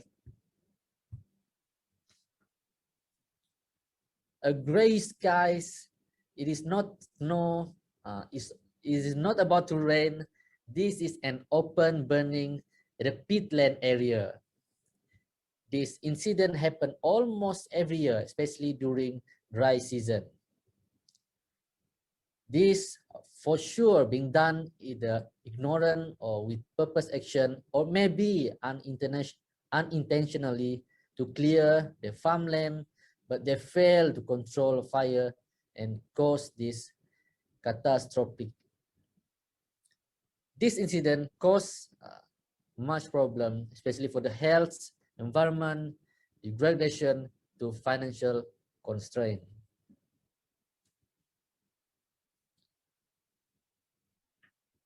All right, what you can see in this picture, a pile of trash on a beach, the plastic. Yes, you can guess. Your answer is correct. It's a lot of trash there. Absolutely correct. So, the sad reality, it is not only happen here, but everywhere. It is a global issue. The trash end up in the river and ocean and will cause the environment degradation. The current environment crisis continues due to collective blindness and irresponsibility towards environment matters. To tackle this issue, it is not under local council responsibility alone, but it is the collective responsibility of every human to clean the environment and protect the planet from further environment degradation. The place that we share together, we call home. How do the above picture related to us, the library institution? The IFLA Environment, Sustainability and Libraries section aim is to encourage the library to inspire their communities to more environmentally sustainable way of action by providing access to information, engaging community-centered program and services, advocacy, leading by example, and offering a discussion forum. Libraries are key institutions for achieving the goal by creating awareness, evaluation, action, and education. Pustaka Negeri Sarawak entrusted by the state government to lead sustainable Sarawak by raising awareness and advocacy on sustainability. Sustainable Sarawak, it is referring to sustainable state of Sarawak which practices holistic and integrated approach to its ecological, social, and economic dimension towards lasting prosperity based on the Sustainable Development Goal by the United Nations. Sarawak needs to sustain its concerted effort and support from all segments of the society to enhance prosperity while protecting the planet. To inspire awareness and advocacy on lifelong learning and sustain environment, our focus are on SDG 4, the quality education, SDG 12, responsible consumption and production, SDG 13, climate action, SDG 14, life below water, SDG 15, life on land, and basically all of the SDGs. To ignite the Sustainable Development Goal, it is a collective responsibility of every citizen. As quote by Steve Jobs, great things in business are never done by one person. They're done by a team of people. And Vince Lombardi also said, individual commitment to a group effort. That is what make a team work, a company works, a society works, a civilization works. The same principle applies to the successful of sustainable development goal above. It is required a partnership, collaboration, smart partner, or whatever we call it, or maybe some people they call it team of people. Therefore, these are number of collaborators that are working together to create awareness and advocacy on sustainable Sarawak in Sarawak Northern Region, together with the leading agency, Miri City Council. We work collaboratively under Sustainable Development Goal Unit, Miri City Council. A number of working groups have been set up to cater the environment matters. And working group were responsible to plan, execute, and to come up with the annual activities.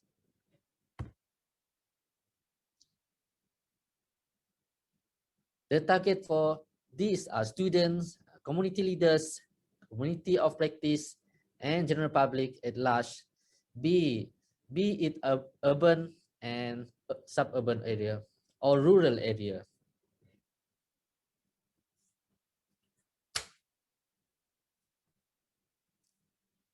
There are several initiatives towards sustainable environment has been implemented, such as tree planting, and the SDG unit of Miri City Council pledged to plant 5,000 tree planting, and as it was recorded that total number of 4,026 trees were planted in 2019, and 255 trees were also planted in 2020.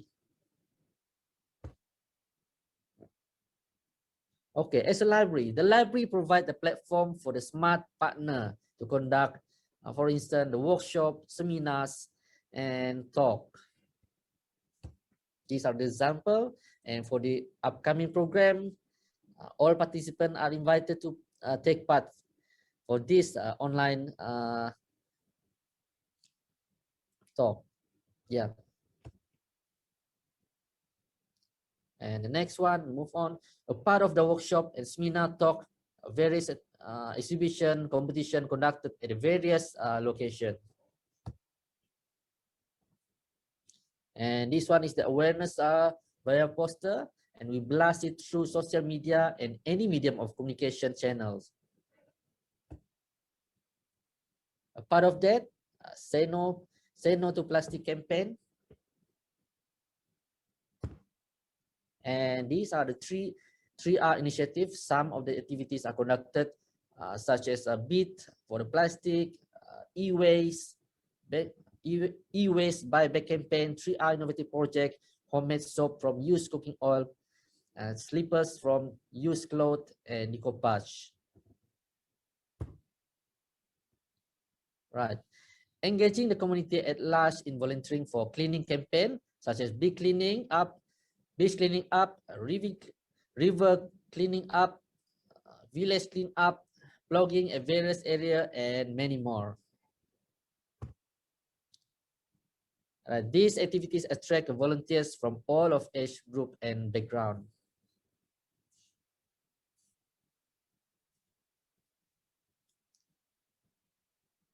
This photo shows that taking part in cleaning campaign allows the community to give back for greater good of the environment, a happier, safer place, and make the place better for everyone.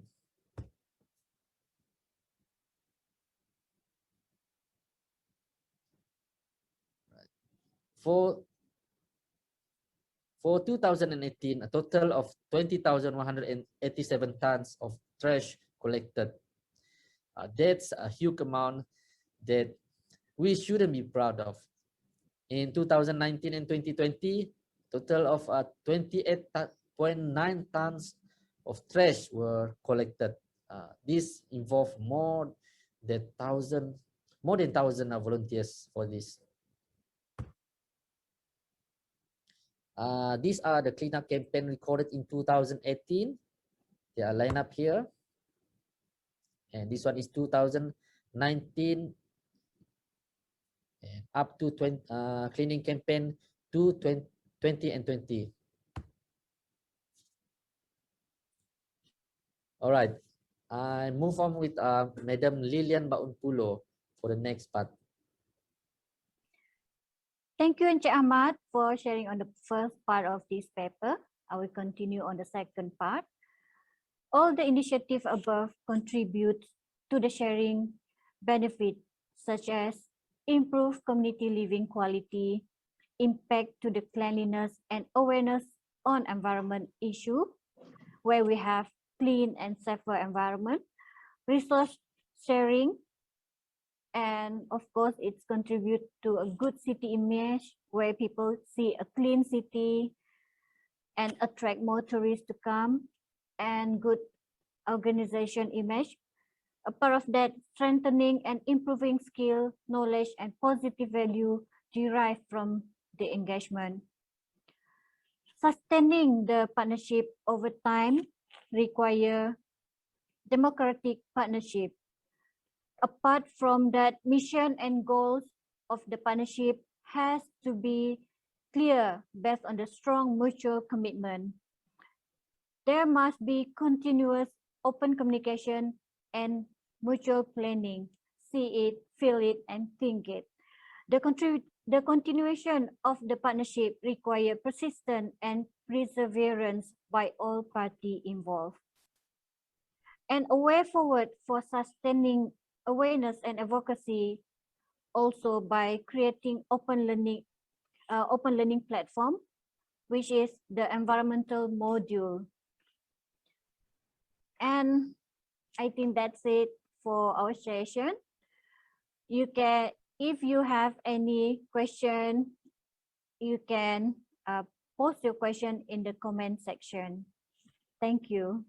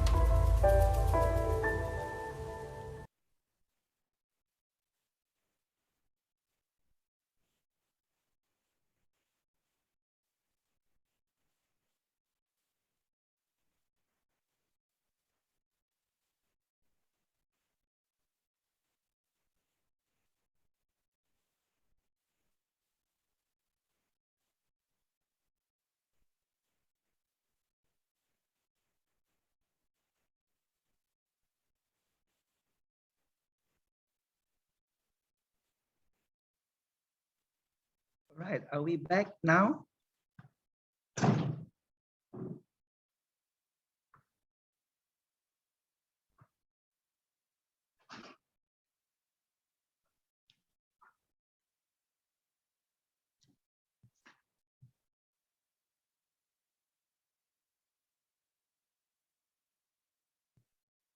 All right, okay. Now, can you see me on the screen? Yes, Can I? Mr. Eddie. Yeah, all right. Morning, everyone. Good morning, everyone. Before we begin our Q&A session with our presenter today, our ICT, oh, I can't see myself on the screen actually. Yeah, correct.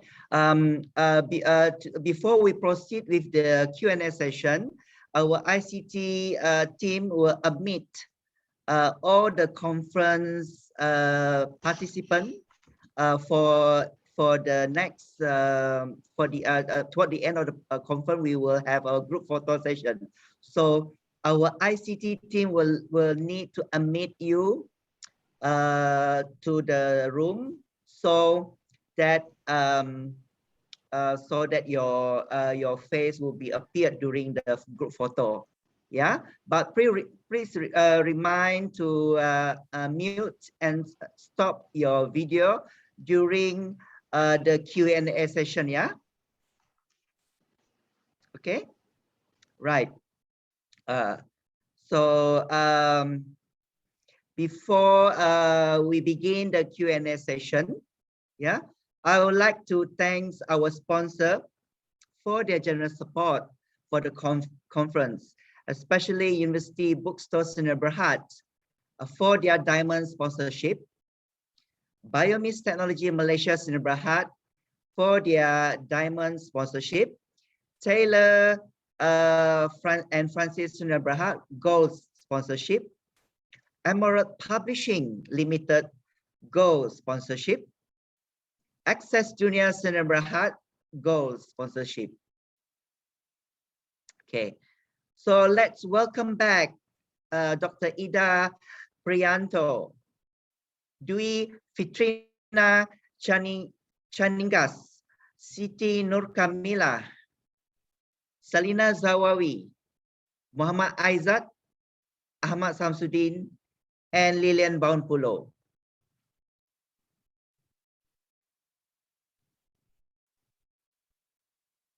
Okay. Now we move on to a Q&A portion of the presentation. Let me begin by asking this question to Dr. Ida and Dwi Fitrina. Are you here, Dr. Ida? Yes, maybe Fina will answer as well. Right. Nice to meet you, Dr. Ida. Finally meet you online. Yeah. The first question I'd like to ask you, Dr. Ida, what product do the community and the rural public library produce in the public library of Gunung Kidul? And I'm wondering how they promote their products. Yep, maybe I can answer it. Yeah. So, good morning, everyone. I'm Fina. Besides they're making chips from the products, from the vegetables, I mean, they actually make doormats and even herbal medicine, or we call it jamu. And they can sell in library because they have like a mini showroom and the exhibitions. And the librarian also give the community training about online marketing, so their products can be seen through online or in social media. And even last time after Dr. Ida post on social media, so some people ask how to buy the products by visiting the library. Oh yeah, it's remind me of our program on Pandey People accessible network for digital empowerment and inclusivity. We at the Sarawak State Library do have this we call a digital literacy program for our community, teaching them how to promote their product through social media, Instagram, and how they can promote their homestay so that people can get their product, get a purchase online. Even they even use the online transaction. How do they pay? Do they use online payment? Fitrina, Yes. how about the payment in terms of payment? Yeah. From the information that I got from the librarians, some of them try to reach the library directly, so they do the transaction directly there. So for online, I think they just transaction for the booking online, but they have to come the library directly. Yeah, right. Interesting. Yeah, right. Thank you. The second question I'd like to ask is, teachers got training from the librarian in Borneo. This is interesting. How can this happen? Yeah, so in order to get certificated from any educational institutions, the teachers should be able to operate any application or some application. So they ask the librarians to training them how to operate it because we all know that nowadays since everything goes online, so I think the teachers need to know how to operate some applications. So that's why they ask the librarians to give them training ICT skills. Right. Do these courses available online on an e-learning platform, or you do the training, physical training, face-to-face training? Because now we are in Malaysia, like we're still facing quite severe case. I mean, severe COVID cases in Malaysia. Our COVID case is still very high. How do you do your face-to-face or physical training or online training? Do you provide that? Actually, they just provide for teachers around the library. So I think it's limited. So they just meeting physically. Yes, not meaning online that yet. you have to follow the SOP. Yes, that's right. Yeah, maybe a limited amount of people and also the distance between the facilitator and the participant have to be in place. Yeah. Yep. Right. Thank you for answering that. Okay. Yeah. We move on to the next presenter. Can I call upon Selina? Okay. Yes. Yeah, Selina, I think earlier you had shared with us PWBT, Pertandingan Warisan Budaya Tempatan, local content competition, was started as early as in 2008. This must be a well-received initiative. And I'm wondering, what are the factors that keeps the young researcher to actively engage in this competition? Okay. The first and foremost, we believe that these participants, the students, the young researchers, they have been informed on the rationale and importance of preserving the cultural heritage, and they have internalized that importance because before they join this competition, they have to undergo the bengkel, the workshop, and we have been promoting this thing, and we have been telling them that all this cultural heritage needs to be preserved and how it is very useful for the next generation. And the second one, what we think that entices the students to participate is because of the benefits of the participations. Because these students, you see, they can obtain the knowledge, we teach them, they earn the knowledge, they earn the skills, as well as the experience. And this is, of course, will help them to be the future mature researchers, I mean. And the other important things that we believe that attract these students are the good image of the schools, because they feel the honored. Okay, if they win these competitions, next in the morning they will see their names being headlines in local newspapers, and I think these are more or less, the why it can entice students to participate in this competition. Yeah, thank you. I think that is a very excellent and also a marvelous platform, and also a training ground for them to be a aspired researcher, a writer, book writer. That will be for them a first step for them to be a book writer, researcher for our cultural heritage preservation. Exactly. Interesting. Yeah. I'm wondering, what is your hope for the cultural heritage sustainability for this project? Cultural heritage is in fact our pride, okay, because it is our own identity. The Malay, that is our identity. The Chinese, the Ibans, they have their own cultural heritage, which is their pride. So I hope that more and more people aware on the importance of cultural heritage, and they appreciate it, and they are going to document all this cultural heritage. For instance, you see the initiatives taken by Pustaka under the Sarawakana series publication. Currently, we have more than 25 titles. And recently, because I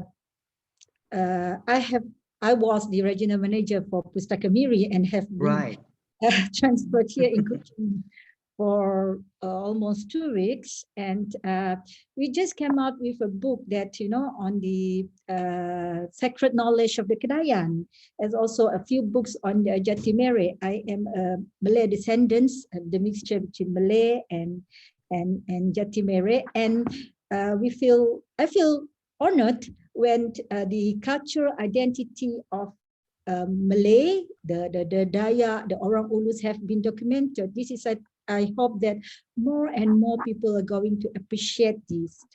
And the second hope, for our cultural sustainability is that I hope this is not merely the responsibilities of Pustaka or the responsibilities of government, but it has to be a concerted effort, because it is an integrated process, and everyone's roles to preserve our own cultural heritage for the future use of the next generation.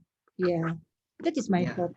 Yeah. Right. Thank you for your response, and also for your feedback on your take for this.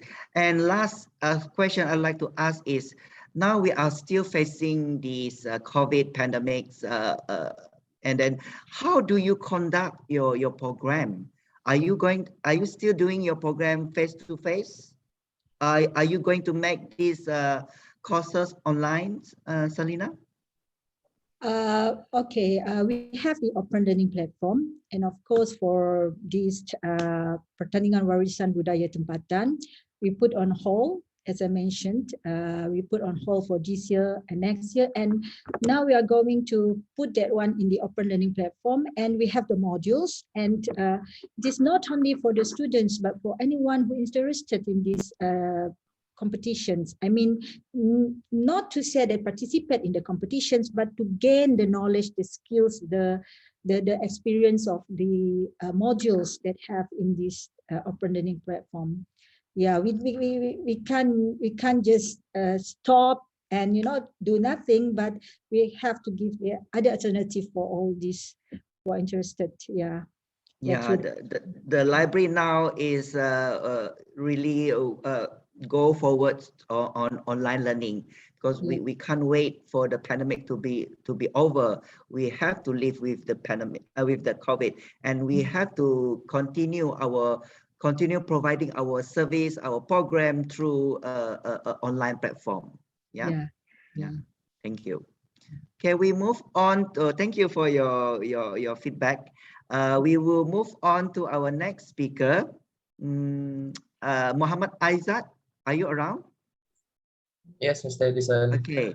I have two questions for you. Does the top management of Pustaka allow staff to learn new things related to preservation by providing appropriate training to improve their knowledge in performing their tasks? Okay, thank you, Mr. Edison. So, for your information, yes, the top management of Sarawak State Library allows staff to learn new things through various online courses and also training. So, I'm also one of the participants, and before this, we also attend the Northeast Documentation Conservation Center and ADCC online training.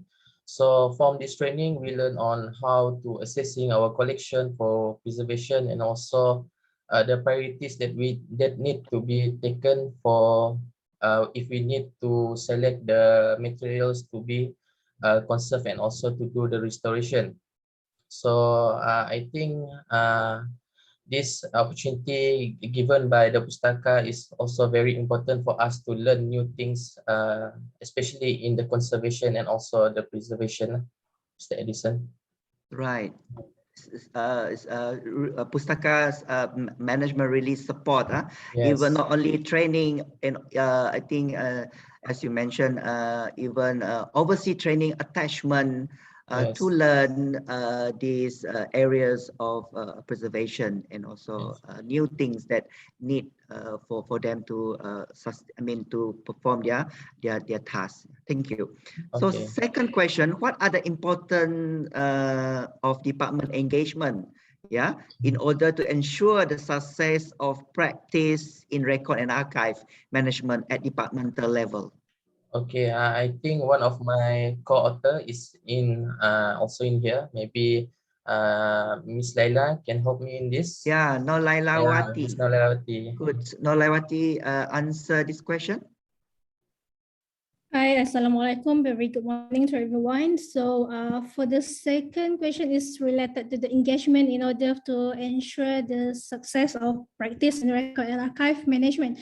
Okay, from Pustaka Negeri Sarawak or Sarawak State Library perspective, okay, in order for us to highlight the importance of the departments or Sarawak State government agencies to be involved is to ensure that the record produced in the department level, okay, from the creation phase, based on the record management standard, and its support from the management in the department is also important to ensure that the staff are given training and exposure to manage the record effectively and efficiently in the department level.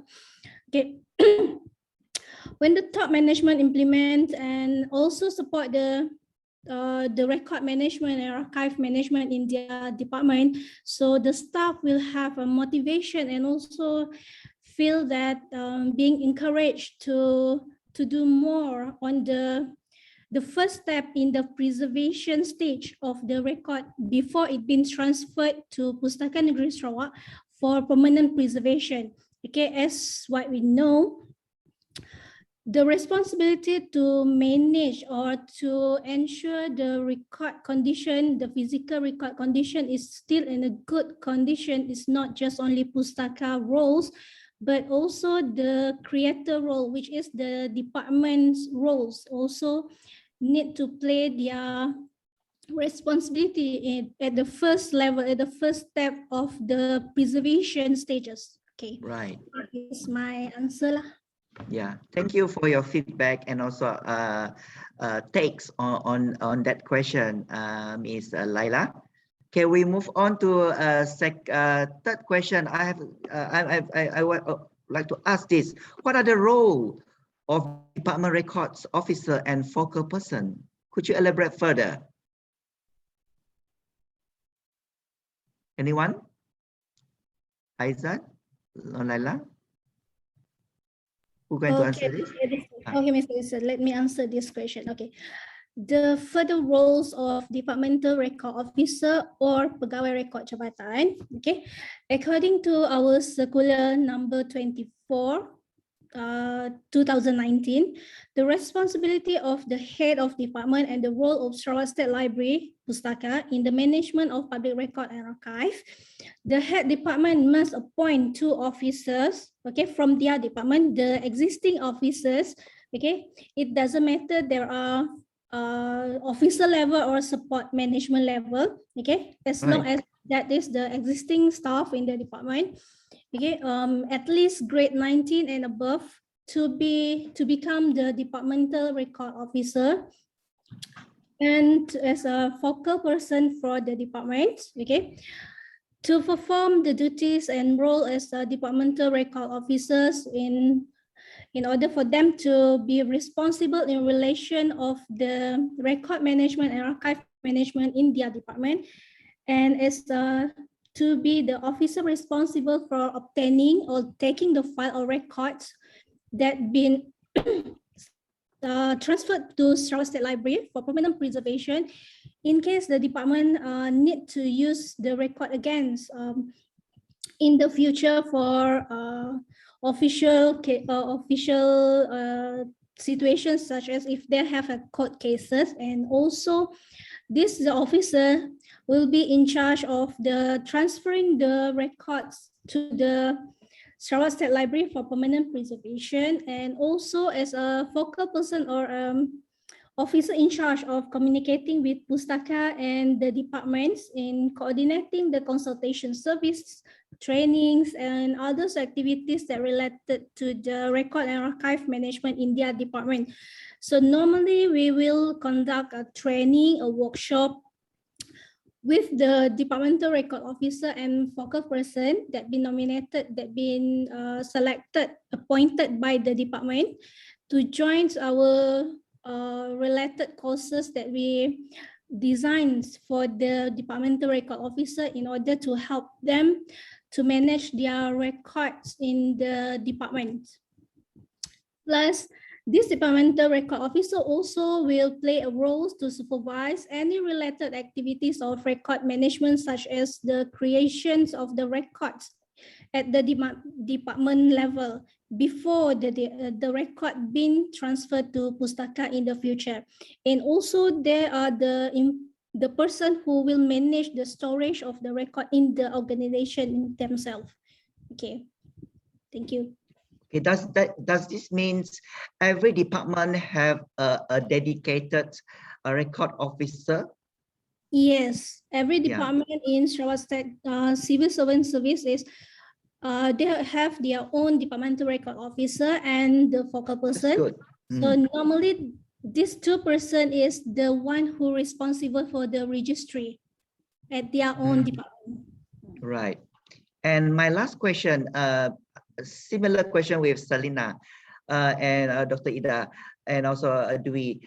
How do you tackle with this current pandemic situation? You know, are you still doing a face-to-face workshop with the record officer when you do your awareness enforcement to the department, or you already have online courses for them to undergo? Okay, based on the current situation, okay, we start from the last year. Okay, we have initiated one of the online courses, which is we provide online training via Zoom or via Microsoft Teams with the departments. Okay, we also do the consultation, the training, workshop, talks, seminars, and everything is based on online services. Plus, every alternate week on the Friday, okay, Record Management Division and Archive Management Division, we produced a video that related to record and archive management, and we uploaded it into Pustaka Sarawak YouTube channel, and it's open to everyone. Everyone can download the video, they can share the video, they can give a feedback or comments on the video. And also we also blast the video, the content of the video, to the Pegawai Rekod Jabatan, to the Pegawai Serantah Jabatan, okay, the Departmental Record Officer, the focal person. We also blast this information to them via their emails, and we actively communicated via WhatsApp. Okay, so if in case they have questions, also they just can only just WhatsApp us, so we will reply the question via WhatsApp to them. Yeah, and I was made known that the courses also are available at the Leadership e-learning platform, right? The Leadership Institute, where all the government services can log in and undergo the courses through e-learning platform. Yes, it's available there, and we already every time the induction has been done with the new officer in the Sarawak Civil Service, so we will do the presentation for them to brief them on how to manage a record and archive management in their department. Okay, thank you, Ms. Laila. Okay, we move on to our next speaker. Can we call upon Ahmad Samsudin and Lilian Baun-Pulo? Are you around, Ahmad? Yes, Mr. Edison. Okay, based on your experience, Ahmad and Lilian, what are the response by the community to all of this? What you have been done for your SDG initiative? All right, thank you. Hello. Okay. Yes, I can listen to you, Lilian. Okay. Yeah, for all the initiatives that we have been highlighted in our slide presentation just now, for example, for the talk, on the seminar, workshops, even outreach, we have received well response from the community. It's not only the community alone, but also all the smart partner. For example, we have one situation where we not in the planning, but we saw the urgency, the need to clean the area. For example, one of the beach in Miri. So we just made a phone call to the smart partner, and then every smart partner take the responsibility to do something for that program. So one of the program that we have done for this is where we call up for the council, for the environmental board, to call all the partner, all the volunteers to come up for the programs.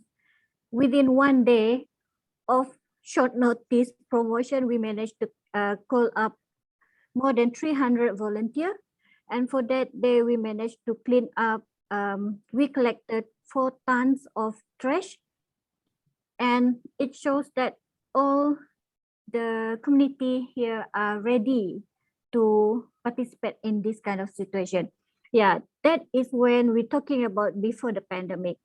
Now, during this pandemic situation, we might not really able to do that kind of activities yet, but we still keep on doing the awareness. We, from our side of, from the library institution, we do keep on going, do the awareness for the community to still apply what we have been practiced all this while.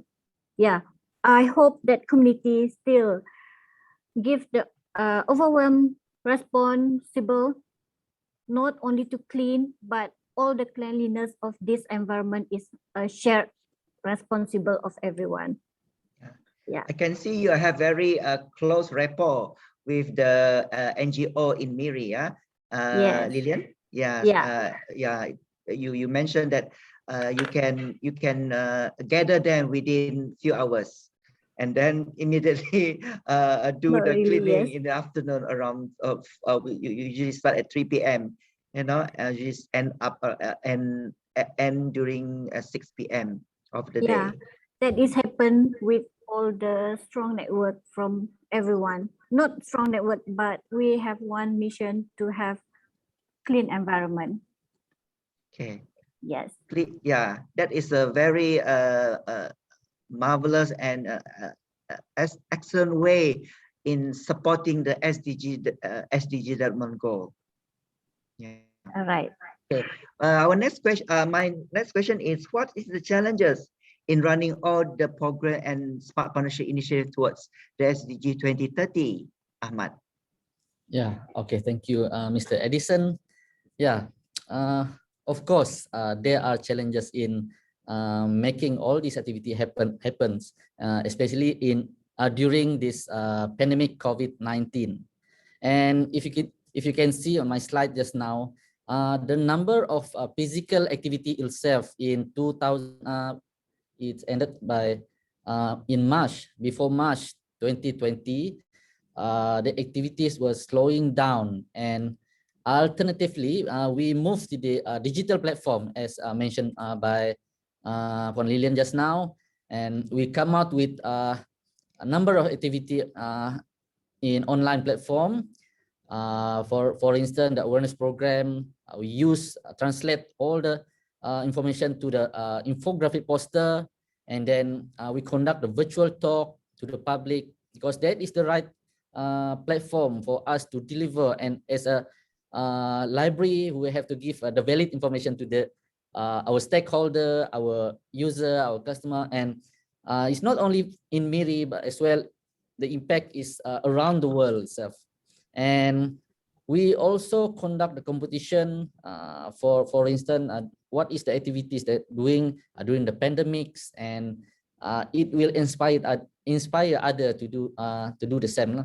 Okay, and then as a library itself, we have to be more proactive as we provide the platform. For instance, the YouTube channel at the library, and we use all the media social channel to blast the information.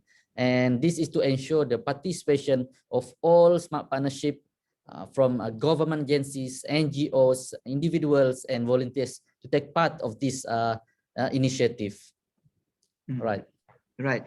And I was intrigued when you mentioned you're going to make the environmental module online. Can you elaborate further how soon we can join? Is this for free? Is it going to be launched soon? Could you elaborate further about this project in the pipeline? Yeah, for this online activities, we will move to the online platform later on, especially in Pandey, where we will create the module for the people join this program, and they will receive the certificate. And this is in our planning, and we will execute this activity next year. Right. So the online participant can join for free. Is it for free? Yes. Or any charges? Free. Yeah. Free of charge. Yeah, free of charge. Public. Right. Thank you. Thank you for that. So is Siti Nur Kamila around? Can we have Siti Nur Kamila?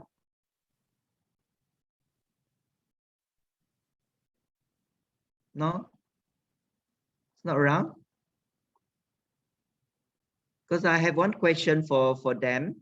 I'm wondering, the acquisition of Indonesian publication by overseas library is not easy for various reasons. One of the nature of the Indonesian publishing industry, which has little political and economic significance to the country. So I'm wondering, the publishing output particularly is declined in recent years. Would you elaborate further? What's the possible reason for this?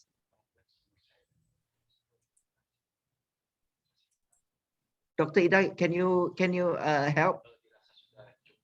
Would you be able to expand on this scenario? Well, the publishing is not so productive actually. Wow, okay. But now we try to increase the publication because the problem is because the government usually push the lecturers, the teaching staff, to publish the articles in journals instead of book publishing. So instead, so they want to push the research and the publishing for journals, while the books just we try to increase actually, but not so high.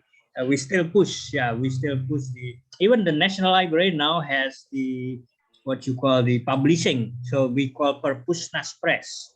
We try to encourage everyone to publish in the Perpusnas Press, both on the digital and printed. So we are in the process inviting everyone to write, to publish. Yeah, good. And Dr. Ida, in relation to that, can you explain further the copyright, including problem of widespread pirating in Indonesia? What is your takes, given the static state of Indonesian publishing industry? Do you think overseas library will continue the similar problem of acquisition? I sometimes face I mean, I have to review papers, and usually I find some people to plagiarism. Even some of my students also try to show to plagiarism, but I always warn them to not to do it. But I think even my dissertation was based on having. I mean, I found a thesis in one public university and was copied 99% to another public university student. That was my inquiry, why I tried to.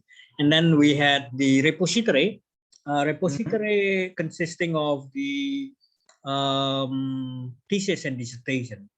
But what I found in my dissertation was that some wants to have open access for their repository, especially for the thesis and dissertation, but others still don't want to, I mean, reluctant to have open access because they are afraid that their thesis and dissertation have